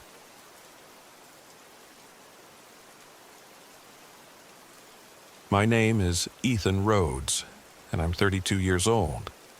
I've been an IT technician for most of my adult life, but my real passion lies in amateur radio. I love scanning frequencies late into the night, picking up signals from halfway around the world. There's something thrilling about the randomness of it, the idea that at any moment you could stumble across a voice or sound from somewhere you'd never expect. This story isn't about random signals or my hobby, though. It's about what happened on a solo trip to Uwharrie National Forest last fall. A trip I still can't think about without feeling the cold, clammy grip of fear on my chest. I'd parked my RV at a secluded campsite deep in the forest. It was perfect for radio work. No interference from nearby towns, no neighbors blasting music, just me, my gear, and the hum of the wilderness. The first night, everything was calm. I set up my ham radio in a portable tower just outside the RV, scanned some bands, and picked up the usual. Local chatter, a weather station, and a few bursts of Morse code from somewhere I couldn't pin down. I logged everything in my notebook, feeling accomplished. It wasn't until the second night that things started getting strange. I was sitting in the RV, headphones on, when I heard it. A faint, scratchy voice cutting through the static. "They left us." The words were broken and distorted, but unmistakable. I leaned forward, adjusting the dials, trying to clear up the signal. "This is WB4EMQ, I said, using my call sign. "Do you copy?" Silence. Then a burst of static, followed by more faint words. Still waiting. The voice sounded old, worn, like it had been dragged across decades of static. I glanced at the coordinates I'd logged for the frequency. The transmission was coming from somewhere nearby, too close for comfort. I spent the rest of the night scanning for more transmissions, but the voice didn't return. I told myself it was a prank, maybe some kids messing with the CB radio, but the unease lingered. The next morning, I woke to find condensation on the RV's windshield. That wasn't unusual, but the word written in it was help. I stared at it for a long time, my breath fogging up the glass. I hadn't written it. I was alone. I stepped outside, scanning the forest. The air was heavy, the trees towering overhead like silent witnesses. Nothing moved. When I returned to the RV, I noticed my radio setup was off. The switches were flipped and the dials were all turned to maximum. That shouldn't have happened. I'd powered everything down the night before. I spent the day hiking to shake off the feeling of being watched. I figured I'd head to the nearby river, stretch my legs, and clear my head. Along the way, I stopped at a visitor's kiosk and found a pamphlet about the area's history. one story caught my eye. In the 1960s, a bridge in the park collapsed during a family reunion, killing several people. A storm hit right after, washing away the wreckage and the bodies. According to locals, the forest had been haunted ever since. "Great," I muttered, "just what I need." Still, I couldn't shake the connection. The voices on the radio, the word on my windshield, they had to be linked to that tragedy. I decided to scan the frequency again that night, this time recording everything. That evening, the transmission returned. "Find the bridge." The words were clearer now, almost urgent. I leaned in closer, heart pounding. "Who are you?" I asked, my voice shaking. "What do you want?" Static. Then, a new voice joined the transmission. This one was younger, almost childlike. "We can't leave." The temperature in the RV plummeted. I could see my breath as I waited for more, but the radio went silent. Then the lights flickered. I jumped to my feet, checking the breaker box, but everything was fine. When I turned back to the radio, the static had been replaced by a low, mournful hum. And then I saw it. Through the RV window, just beyond the edge of my firelight, a figure stood motionless. It was pale and translucent, its features blurry, like an image on a fogged-up mirror. I froze. The figure didn't move. It just stared, or at least, I thought it did. Its face had no eyes, no mouth, just a blank, smooth surface. I blinked, and it was gone. The next day, I packed up my gear and tried to leave. My RV wouldn't start. I checked the battery, the alternator, even the fuel lines. Everything seemed fine, but the engine wouldn't turn over. When I stepped outside, my compass was spinning wildly, and my GPS showed me as being in an empty void. Panic bubbled in my chest. I sat on the RV steps, clutching the journal I'd been using to log the transmissions. My mind raced. The voice had told me to find the bridge. That had to be the key. I followed the coordinates I jotted down during the transmissions, hiking deeper into the forest. The air grew colder with every step, and the trees seemed to close in around me. Finally, I reached a clearing where the remnants of an old bridge lay crumbled over a dry riverbed. Beneath the debris, I found artifacts: a rusted locket, a cracked photograph, and an old transistor radio. The locket opened to reveal a tiny, faded picture of a young girl. The photo showed a family standing together on a bridge, smiling. As I examined the items, the air grew heavy, and the hum I'd heard on the radio filled my ears again. I turned and saw them. Figures, pale and ghostly, emerging from the trees. They surrounded me, their faces blank but somehow full of sorrow. They didn't attack, but their presence was suffocating. "What do you want from me?" I shouted, clutching the locket. A voice whispered in my ear, clear and sharp. "Bring them home." I scrambled back to the RV, clutching the artifacts. My hands shook as I keyed the coordinates into the radio and transmitted them to the local ranger station, along with a brief message. "Possible remains at the old bridge site. Send help." As soon as the message sent, the air lifted. The figures began to fade, their blank faces turning toward the rising sun. For the first time, I felt warmth return to the forest. The RV started on the first try. A week later, a ranger called to confirm my discovery. Divers had found skeletal remains beneath the bridge, along with other personal artifacts. The families were being contacted, their loved ones finally given a proper burial. I should have felt relieved, but I couldn't shake the sense that it wasn't over. Every time I turn on my radio now, I hear faint static, like a whisper just out of reach. And sometimes, in the quiet of the night, I see the word "thanks" written in condensation on my window.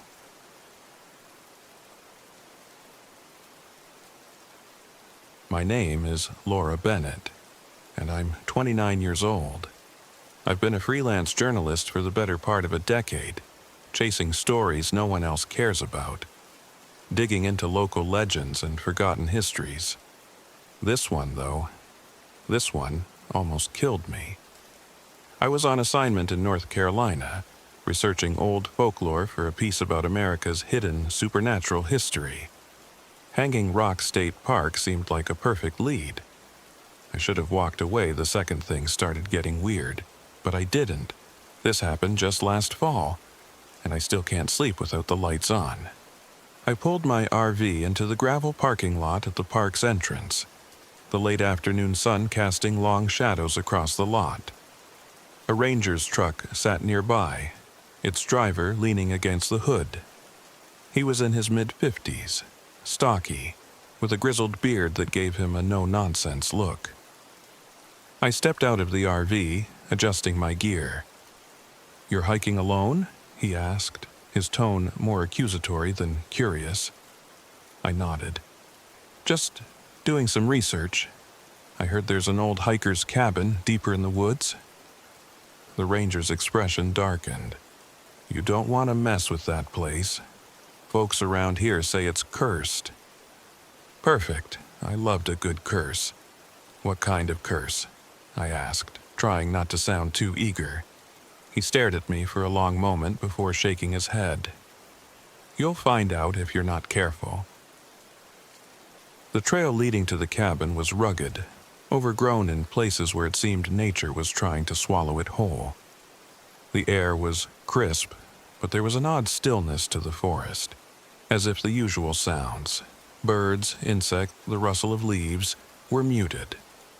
I told myself it was just my imagination. When I found the cabin, it looked almost picturesque in a decayed, Gothic sort of way. The roof sagged, vines crawled up its sides, and the front door hung off its hinges. Inside, the smell of damp wood and earth filled my nose. I stepped carefully, not wanting to fall through the rotting floorboards. That's when I saw it. A journal lying on a table in the center of the room. The leather cover was cracked with age, the pages yellowed and brittle. Next to it was an old, tarnished mirror, its surface darkened with grime. My pulse quickened. This was the kind of discovery that could turn a local legend into a headline. The journal entries were fragmented, cryptic. Most described rituals involving shadows, summoning, controlling, and even merging with them. The final entry made my skin crawl.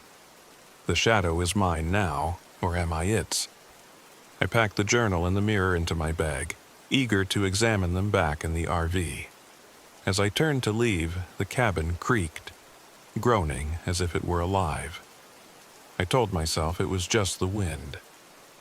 Back at the RV, I laid the journal and mirror on the table and set up my laptop. The sun had dipped below the horizon, and a full moon bathed the forest in pale light. I flipped through the journal, making notes about the symbols and phrases scrawled in its pages. I didn't notice the shadows in the corners of the RV stretching, moving, until I glanced at the mirror. In the reflection, I saw myself, and something behind me. It was faint at first, just a smudge of darkness in the corner. But as I turned to look, there was nothing there. I shook my head and laughed nervously. "Get a grip, Laura," I muttered. I kept working, but the unease grew. The shadows seemed alive, shifting in ways that defied the light sources in the RV. Then came the first whisper. It was soft, almost imperceptible, but it made my heart race. A single word hissed in a voice that sounded too much like mine. "Laura." I barely slept that night.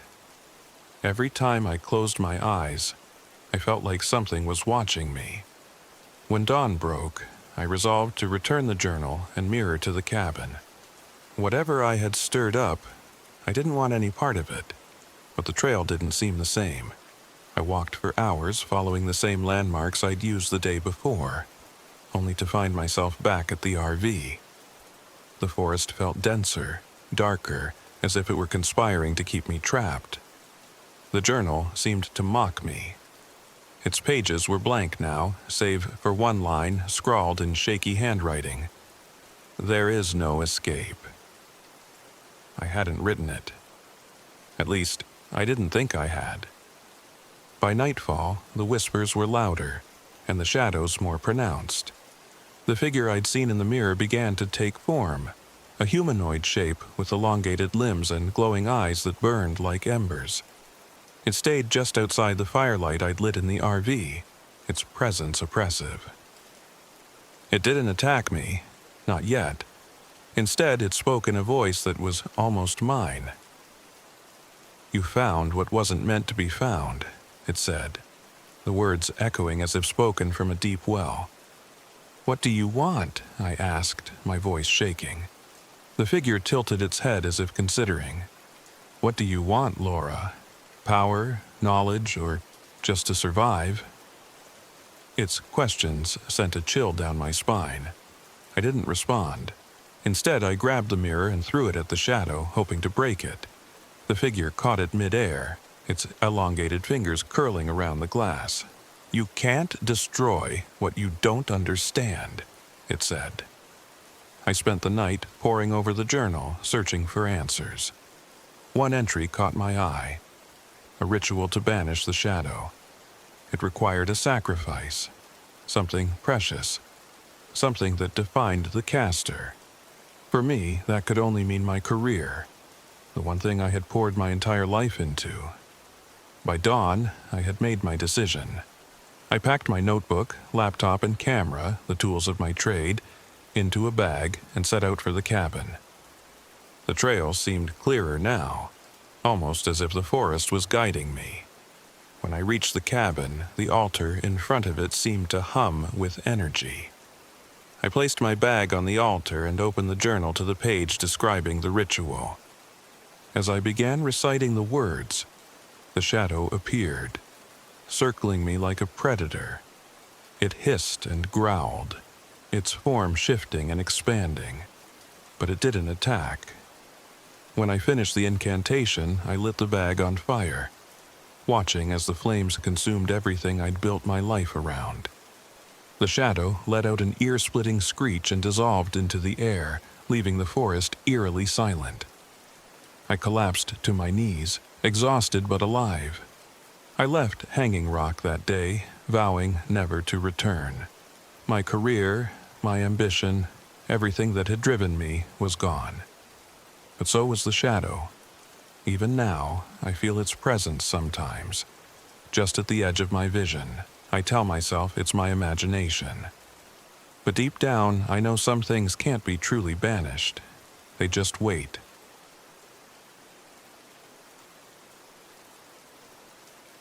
My name is Sarah Morgan, and I'm 34 years old. I'm a biologist by trade, though that part of me feels distant now. What happened to me and Tom in the Linville Gorge wilderness last summer has changed how I see the world, and how I see him. I'm telling this because if someone else ventures into that place, maybe they'll know what we didn't. It started innocently enough. Tom and I had been struggling for months, years probably. He was always chasing the next thrill, and I was always trying to ground him, to make him think ahead. It was exhausting. So when he suggested we take the RV and drive out to Linville Gorge, I agreed. Not because I thought it would save our relationship, but because I wanted to believe it could. We parked the RV at the edge of a small gravel lot near the trailhead. It was quiet, almost too quiet, with the hum of cicadas filling the air. An old man was sitting on the porch of a nearby cabin. His weathered face turned towards us as we unloaded our gear. "You hiking in the gorge?" he called out, his voice raspy and low. "Yeah," Tom said brightly. "Gonna check out the East Trail. I heard it's got amazing views." The man shook his head, his lips pressed into a thin line. "Be careful," he said. "That land doesn't forget." Tom laughed nervously. "Thanks for the tip," he said, clearly eager to move on. I didn't laugh. Something about the man's tone chilled me, but I brushed it off. People loved their folklore around here, and I wasn't about to let superstition ruin our trip. We started hiking just after noon, the sun high and warm. The trail was steep and uneven, and my calves burned as we climbed. Tom kept stopping to take pictures, the click of his camera a constant reminder of his goal, the perfect shot. About an hour in, the forest started to change. The air felt heavier, and the trees seemed denser, their branches twisted like arthritic fingers. That's when we saw the first set of claw marks, long and deep, raking down the bark of a pine tree. "Bear, maybe?" Tom suggested, though his voice lacked conviction. "Too high up," I said. "Bears don't reach that far." We moved on, but I couldn't shake the feeling that we were being watched. By the time we reached the clearing where we planned to camp, the sun was dipping low. The view was spectacular. Jagged cliffs falling away into a sea of green, with the river winding like a silver thread far below. Tom was thrilled, snapping photo after photo, while I set up the tent and gathered wood for a fire. That's when the fog rolled in. It came fast, spilling over the cliffs like liquid silver, swallowing the trees and the trail behind us. Tom thought it was beautiful, but I felt my stomach tighten. The air grew colder, and the forest fell silent. Even the cicadas stopped their droning. "Sarah, check this out," Tom called. He was pointing toward a cluster of stones arranged in a crude circle. In the center was a flat slab, worn smooth by time. Bones, small, fragile ones, were scattered around it. "What the hell is that?" I asked, my voice hushed. Tom shrugged. "Looks like an altar, maybe some kind of ritual site." "Let's get back to the tent," I said, my unease growing. That night, as we sat by the fire, the whispers began. At first, I thought it was the wind, carrying fragments of sound through the trees. But the longer I listened, the clearer it became. Words I couldn't understand, soft and urgent, like a conversation just out of earshot. "Do you hear that?" I asked. Tom nodded, his face pale. "Yeah, probably just, I don't know, echoes?" He didn't sound convinced, and neither was I. The next morning, we discovered the first sign of real trouble. Our backpacks had been ripped open, their contents scattered. Food, clothes, even my journal, all shredded or missing. Deep, bloody scratches marred the nearby trees. "This isn't normal," I said, trying to keep my voice steady. Tom was already snapping pictures, his excitement returning. "This is insane," he said. "Whatever did this is huge. Maybe we can track it." "You want to track it?" I snapped. "Tom, something out here is dangerous, and you want to follow it?" "It's probably just a bear," he said, though the tremor in his voice betrayed him. I didn't argue. There was no point. Instead, I focused on finding a way back to the trailhead, but the fog had swallowed everything. The landmarks we'd used to navigate were gone, replaced by an endless sea of gray. By afternoon, the whispers were louder. They seemed to come from everywhere and nowhere, threading through the fog like an invisible web. Then they changed. "Sarah," the voice was faint, almost playful, but it was unmistakably mine. I froze. "Did you hear that?" Tom nodded, his face pale. "It said my name." The whispers grew bolder, repeating our names in our own voices, sometimes overlapping, sometimes laughing. I felt my chest tighten, my breath quickening. Whatever this was, it wasn't natural.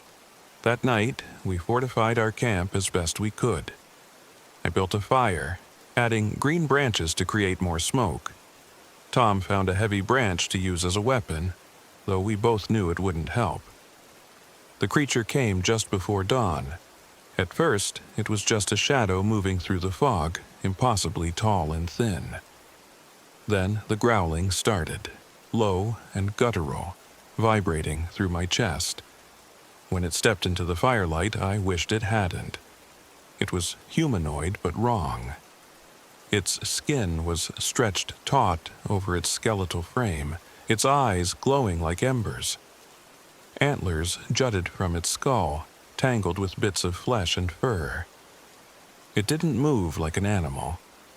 It moved like something that had forgotten how to be human. Tom swung his branch, shouting at it to leave, but the creature didn't flinch. Instead, it tilted its head, as if curious, then opened its mouth and spoke in my voice. "Tom," it said, "help me." Panic set in. Tom dropped the branch, his eyes wide with terror. I grabbed him by the arm and dragged him toward the fire. The creature hissed and recoiled slightly, but it didn't retreat. "We need to leave," I said, my voice shaking. "And go where?" Tom shot back. "We're trapped." He wasn't wrong. The fog was thicker than ever, and the whispers were deafening. But staying wasn't an option. We ran. The creature followed, its footsteps unnaturally silent.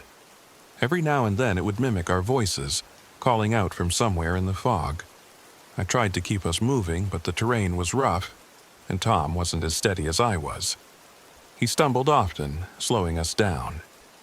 Finally, we came to a cave, its entrance hidden beneath a tangle of roots.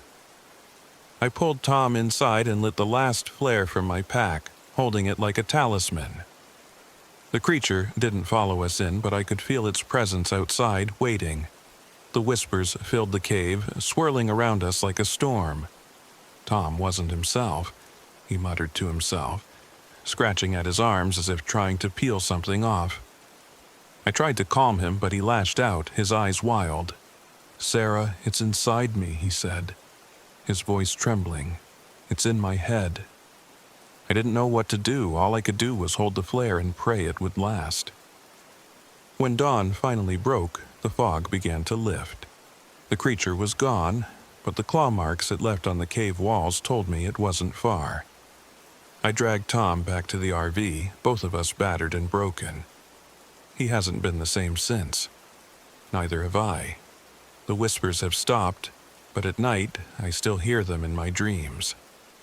And when I look at Tom, I wonder how much of him came back with me, and how much stayed behind.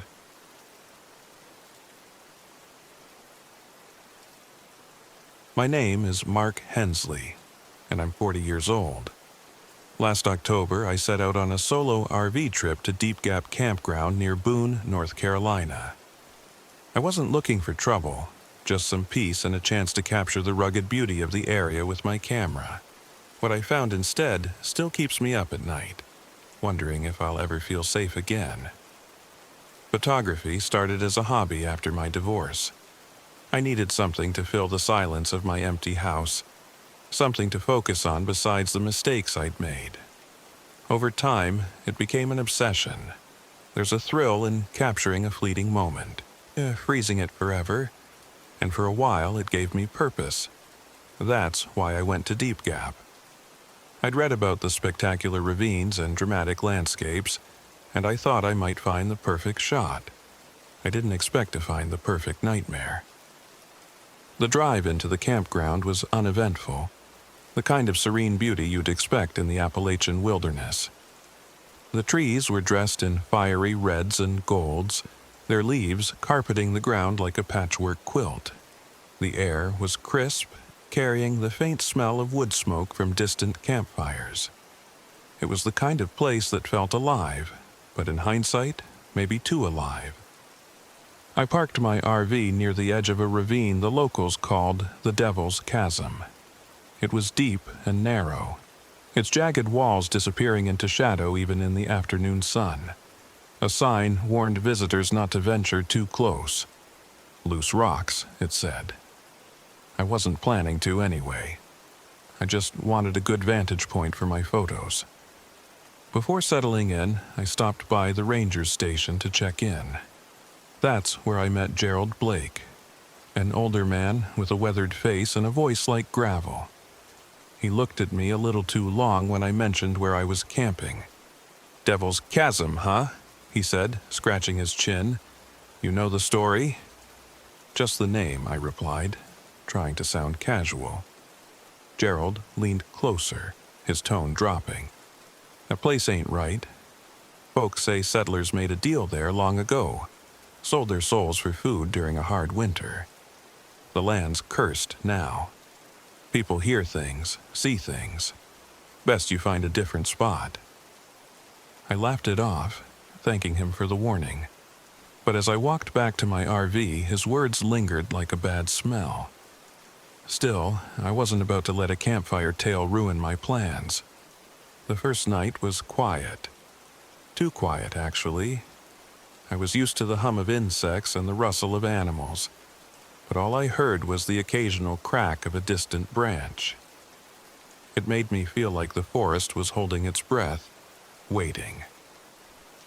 Around midnight, I woke up to a low, guttural whisper. At first, I thought it was the wind funneling through the ravine, but then I realized it wasn't random. It was saying something, my name. "Mark?"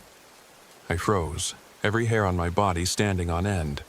The whisper was faint, almost indistinct, but unmistakable. I grabbed my flashlight and stepped outside, shining it toward the ravine. The beam barely penetrated the darkness, revealing only the jagged edge and the endless black below. "Hello?" I called out, my voice shaking. There was no reply, but the whisper stopped. I stood there for a long moment, heart pounding, before retreating back to the RV. I locked the door and told myself it was just the wind. The next morning, I tried to push the incident out of my mind. I hiked down to a rocky outcrop overlooking the chasm, camera in hand, determined to get some shots. The light was perfect, the kind of golden glow photographers dream about. But as I reviewed my photos, something felt off. In every frame there was a shadow that didn't belong. It was subtle, easy to miss, a tall, horned figure just on the edge of the ravine. At first, I thought it was a trick of the light, but it appeared in every shot, no matter the angle. I stared at the images, my stomach twisting. "Just a shadow," I muttered, trying to convince myself. But deep down, I knew better. That night, the activity escalated. As I sat in the RV editing photos, the lights flickered and my laptop froze.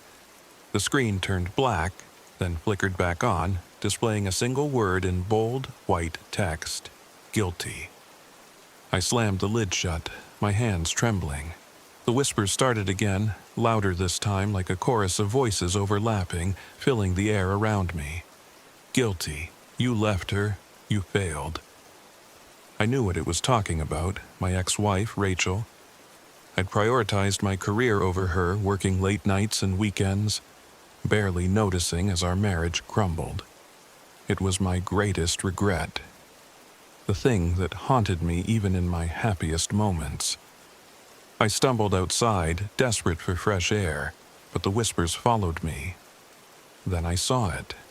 A shadowy figure at the edge of the ravine, its glowing red eyes fixed on me. It was tall, with curling horns and long, clawed fingers that seemed to stretch toward me. My flashlight flickered and died, plunging me into darkness. "Leave me alone!" I shouted, my voice cracking. The figure didn't move, but the whispers turned into a deafening roar, filling my ears with accusations and taunts. I ran back to the RV and locked the door, curling up in the corner like a child hiding from a monster. The next day I tried to leave, but the RV wouldn't start. The engine turned over and over, but it wouldn't catch. I checked the battery, the fuel line.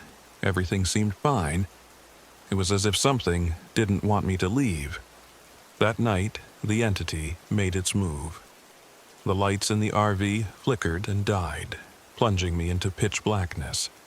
The air grew icy cold, and the whispers returned, now coming from inside the RV.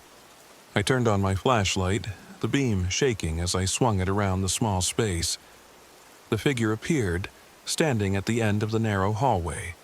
It was more solid now, its shadowy form towering over me. Its eyes burned like embers, and its voice was a deep, guttural growl. "You can't run, Mark. You belong to me." I backed away, my mind racing. Then I remembered Gerald's warning about the settlers' deal. They'd supposedly banished the entity with fire and salt. It was a long shot, but it was all I had. I grabbed a box of salt from the kitchen and ran outside, dumping it in a circle around the fire pit. I threw wood into the pit and lit it with my trembling hands. The flames roared to life, brighter and hotter than they should have been. The entity screamed, its voice a horrible, otherworldly sound that shook the ground beneath me. It lunged toward the fire, but the salt held it back. The flames seemed to burn it, and it retreated slowly, its form dissolving into the shadows. As dawn broke, the RV started without issue.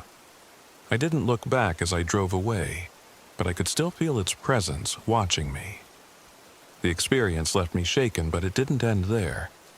When I reviewed my photos back home, the shadowy figure was still there, watching from the ravine. And sometimes, late at night, I hear the whispers again, reminding me of the guilt I'll never escape. If you ever camp near Devil's Chasm, heed the warnings. Some deals can never be undone, and some places should be left alone.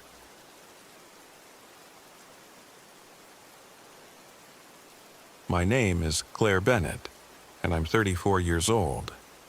This happened last fall, when I decided to take a solo trip in my RV to a place called Black Creek, a quiet little patch of countryside near Wilson, North Carolina. I was looking for inspiration for my writing.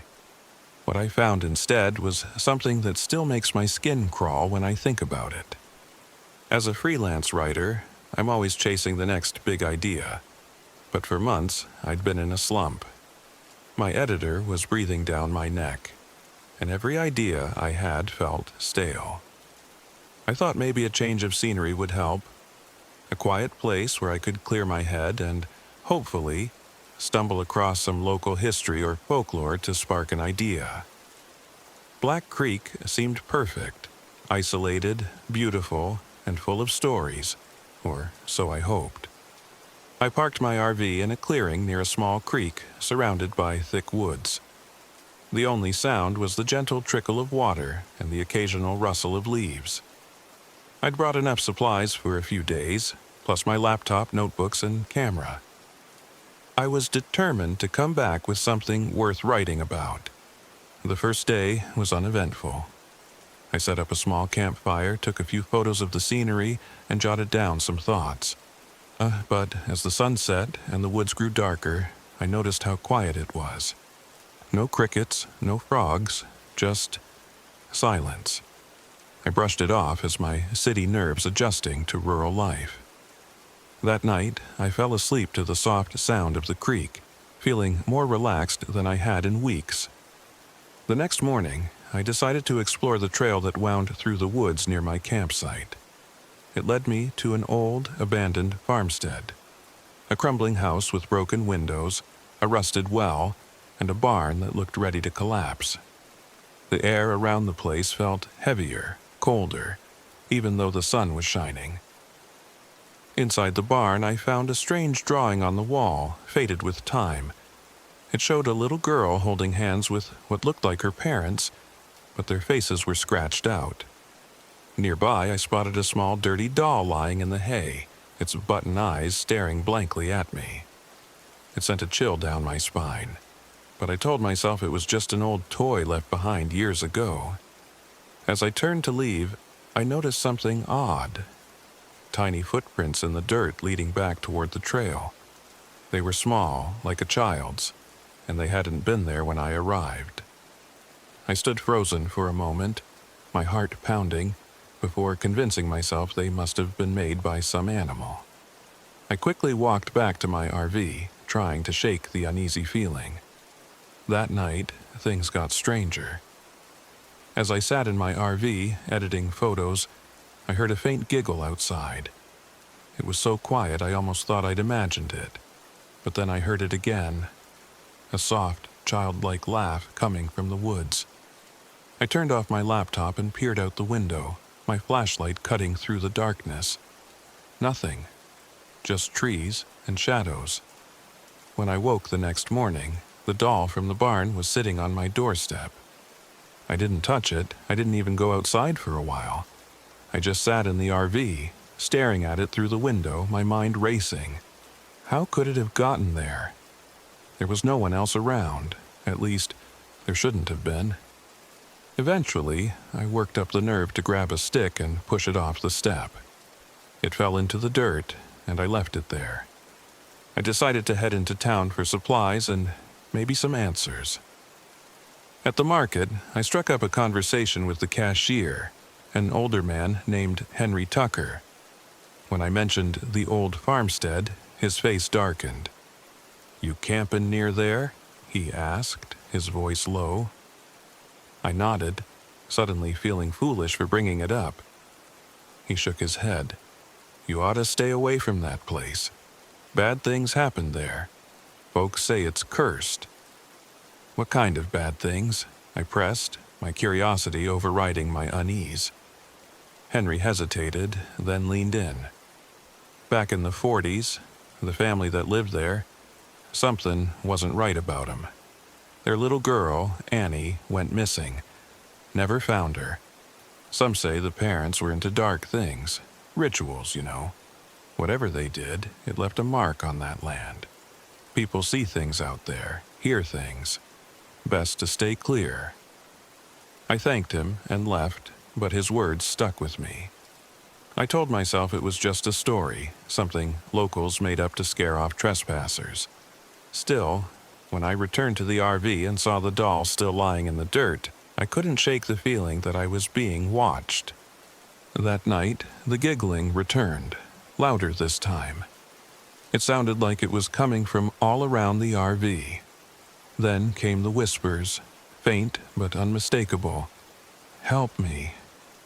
My blood ran cold.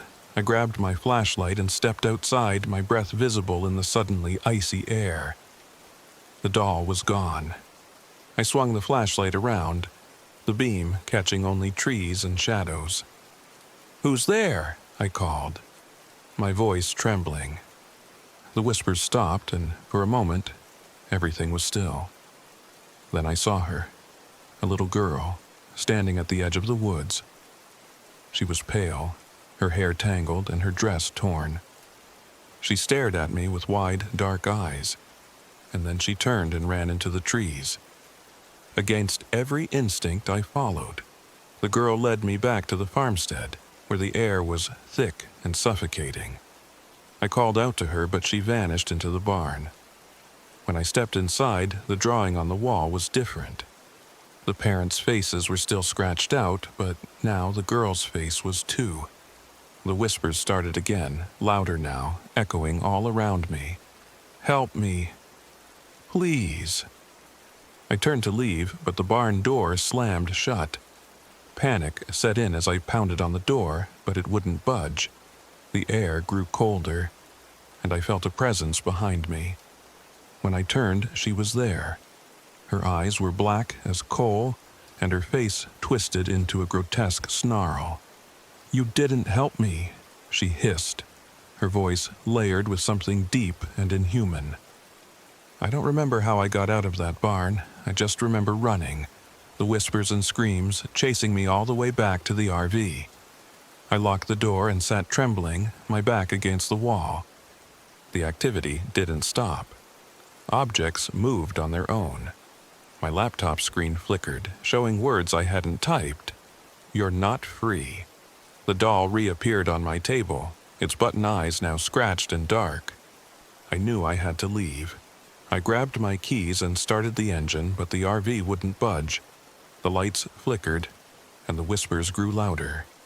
I screamed at the top of my lungs, grabbing the doll and throwing it into the fire pit outside.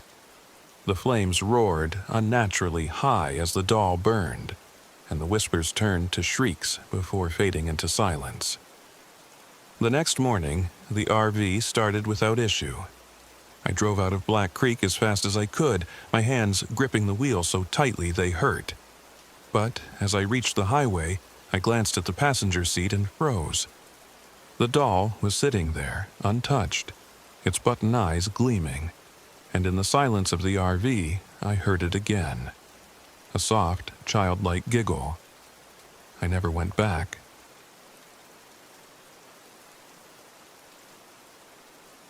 My name is Nick Reeves, and I'm 29 years old. This happened just last fall in the Pisgah National Forest, near Linville Gorge in North Carolina. It's the kind of thing that sticks with you, like a bad dream that claws at the edges of your mind, even when you think you've woken up. If you're reading this, you're probably skeptical like I was. All I can say is that I hope you never find yourself where we were, staring into the black void of the woods and realizing something's staring back. It started as a simple weekend camping trip. I'd invited my two closest friends, Taylor and Emily, to join me. We'd known each other since college, and with life pulling us in different directions, this was my way of reconnecting. Taylor, 28, is the jokester of the group, always quick with a laugh or a ridiculous ghost story to lighten the mood. Emily, 27, is the level-headed one, the voice of reason when Taylor and I get too carried away. She's practical to a fault, but loyal as they come. The plan was to hike a lesser-traveled trail in Linville Gorge and camp out for 2 nights. The area is stunning. Rugged cliffs, cascading waterfalls, and dense pines that stretch forever. It's also remote, which is exactly what I wanted. No phones, no work emails, just us and nature. We arrived late Friday afternoon, parked at the trailhead, and set off into the woods. The trail was more overgrown than I'd expected, and by the time we reached the clearing I'd picked for our campsite, the sun was already dipping below the horizon. We were in a hollow surrounded by tall pines, the kind of place where the trees seem to close in around you. Perfect, I thought. Dibs on the good tent spot, Taylor said, throwing his pack down near the fire pit I'd marked on the map. You mean the only flat spot? Emily quipped, already unrolling her sleeping bag. We set up camp quickly, though we hit a few snags. One of the tent poles snapped as I was assembling it, so Emily and I had to share a tent while Taylor got his own. Then Taylor realized he'd left his flashlight in the car, leaving us with just 2 lights to share.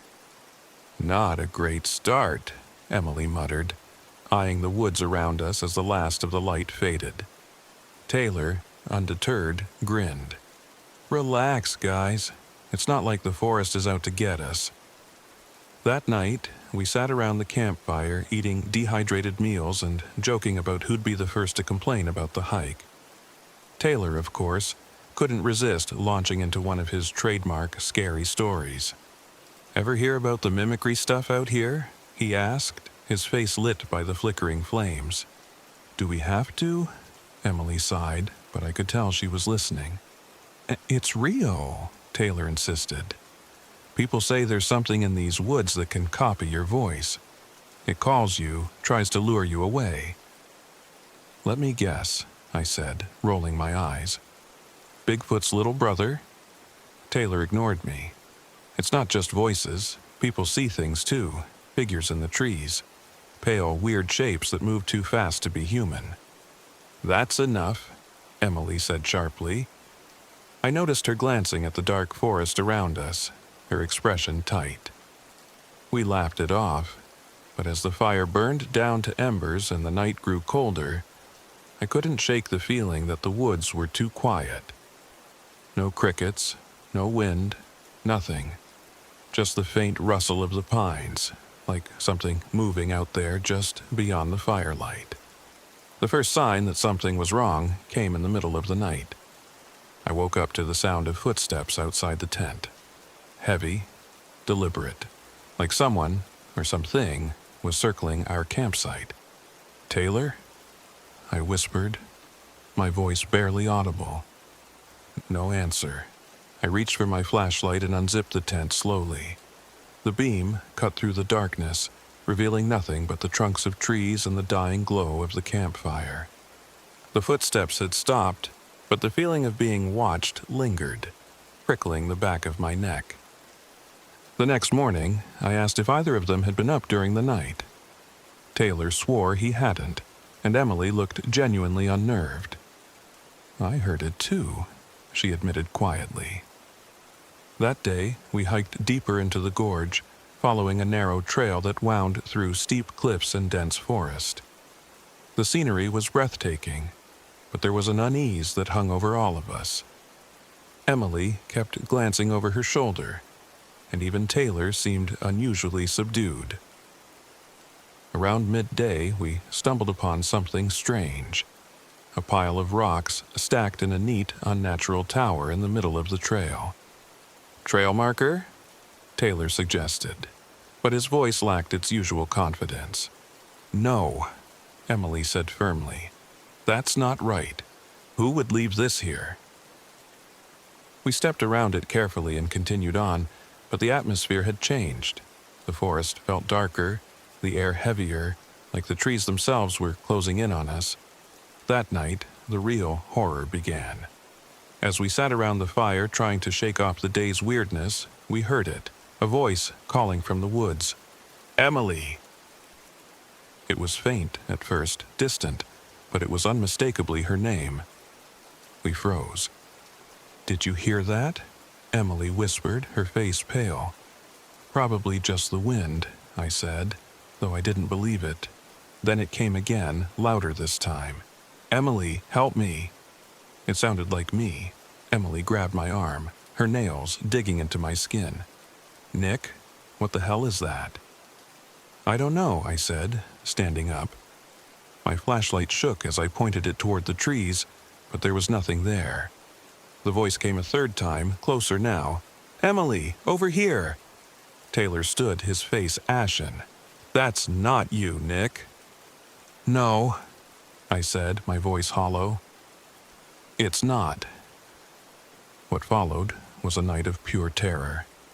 The voice stopped, but the woods came alive with other sounds. Branches snapping, low growls, and the faint, almost imperceptible sound of laughter. Then we saw it. Taylor's flashlight caught the figure at the edge of the clearing. A pale, emaciated shape crouched low to the ground, its limbs impossibly long. Its face was blank, featureless, but its eyes glowed like embers. "Run," Emily whispered. But none of us moved. The thing stood slowly, its movements jerky like a marionette. Then it stepped forward, and we bolted. We ran blindly through the woods, branches tearing at our clothes and faces. Taylor tripped and fell, and when I turned to help him up, the thing was there, standing just a few feet away. Its head tilted unnaturally, like it was studying us. "Go!" Taylor shouted, shoving me forward. Emily and I didn't stop until we reached the abandoned campsite. A scattering of torn gear and strange symbols burned into the ground. "This isn't happening," Emily muttered, her voice trembling. "It's real," I said. "We have to keep moving." By dawn, we were lost, exhausted, and barely holding it together. Taylor was nowhere to be found, and I felt the crushing weight of guilt. I'd led us here. This was my fault. The forest seemed to mock us, its shadows alive with movement. Then we heard Taylor's voice, weak and broken. "Help me." Emily grabbed my arm. "Nick, don't." But I couldn't leave him. I followed the voice, and when I found him, he was slumped against a tree, his eyes wide and vacant. Deep scratches marred his chest, and his skin was as pale as the thing that had hunted us. It was watching from the shadows, its glowing eyes fixed on me. Emily and I carried Taylor as far as we could, though he barely seemed alive. When we finally found the trailhead, the thing didn't follow. It just stood there, at the edge of the woods, watching us. Taylor never spoke about what happened in the woods, and neither did Emily. But I'll never forget those eyes, burning like fire in the darkness. If you're planning a trip to Linville Gorge, don't go off the trail, and if you hear your name in the woods, don't answer.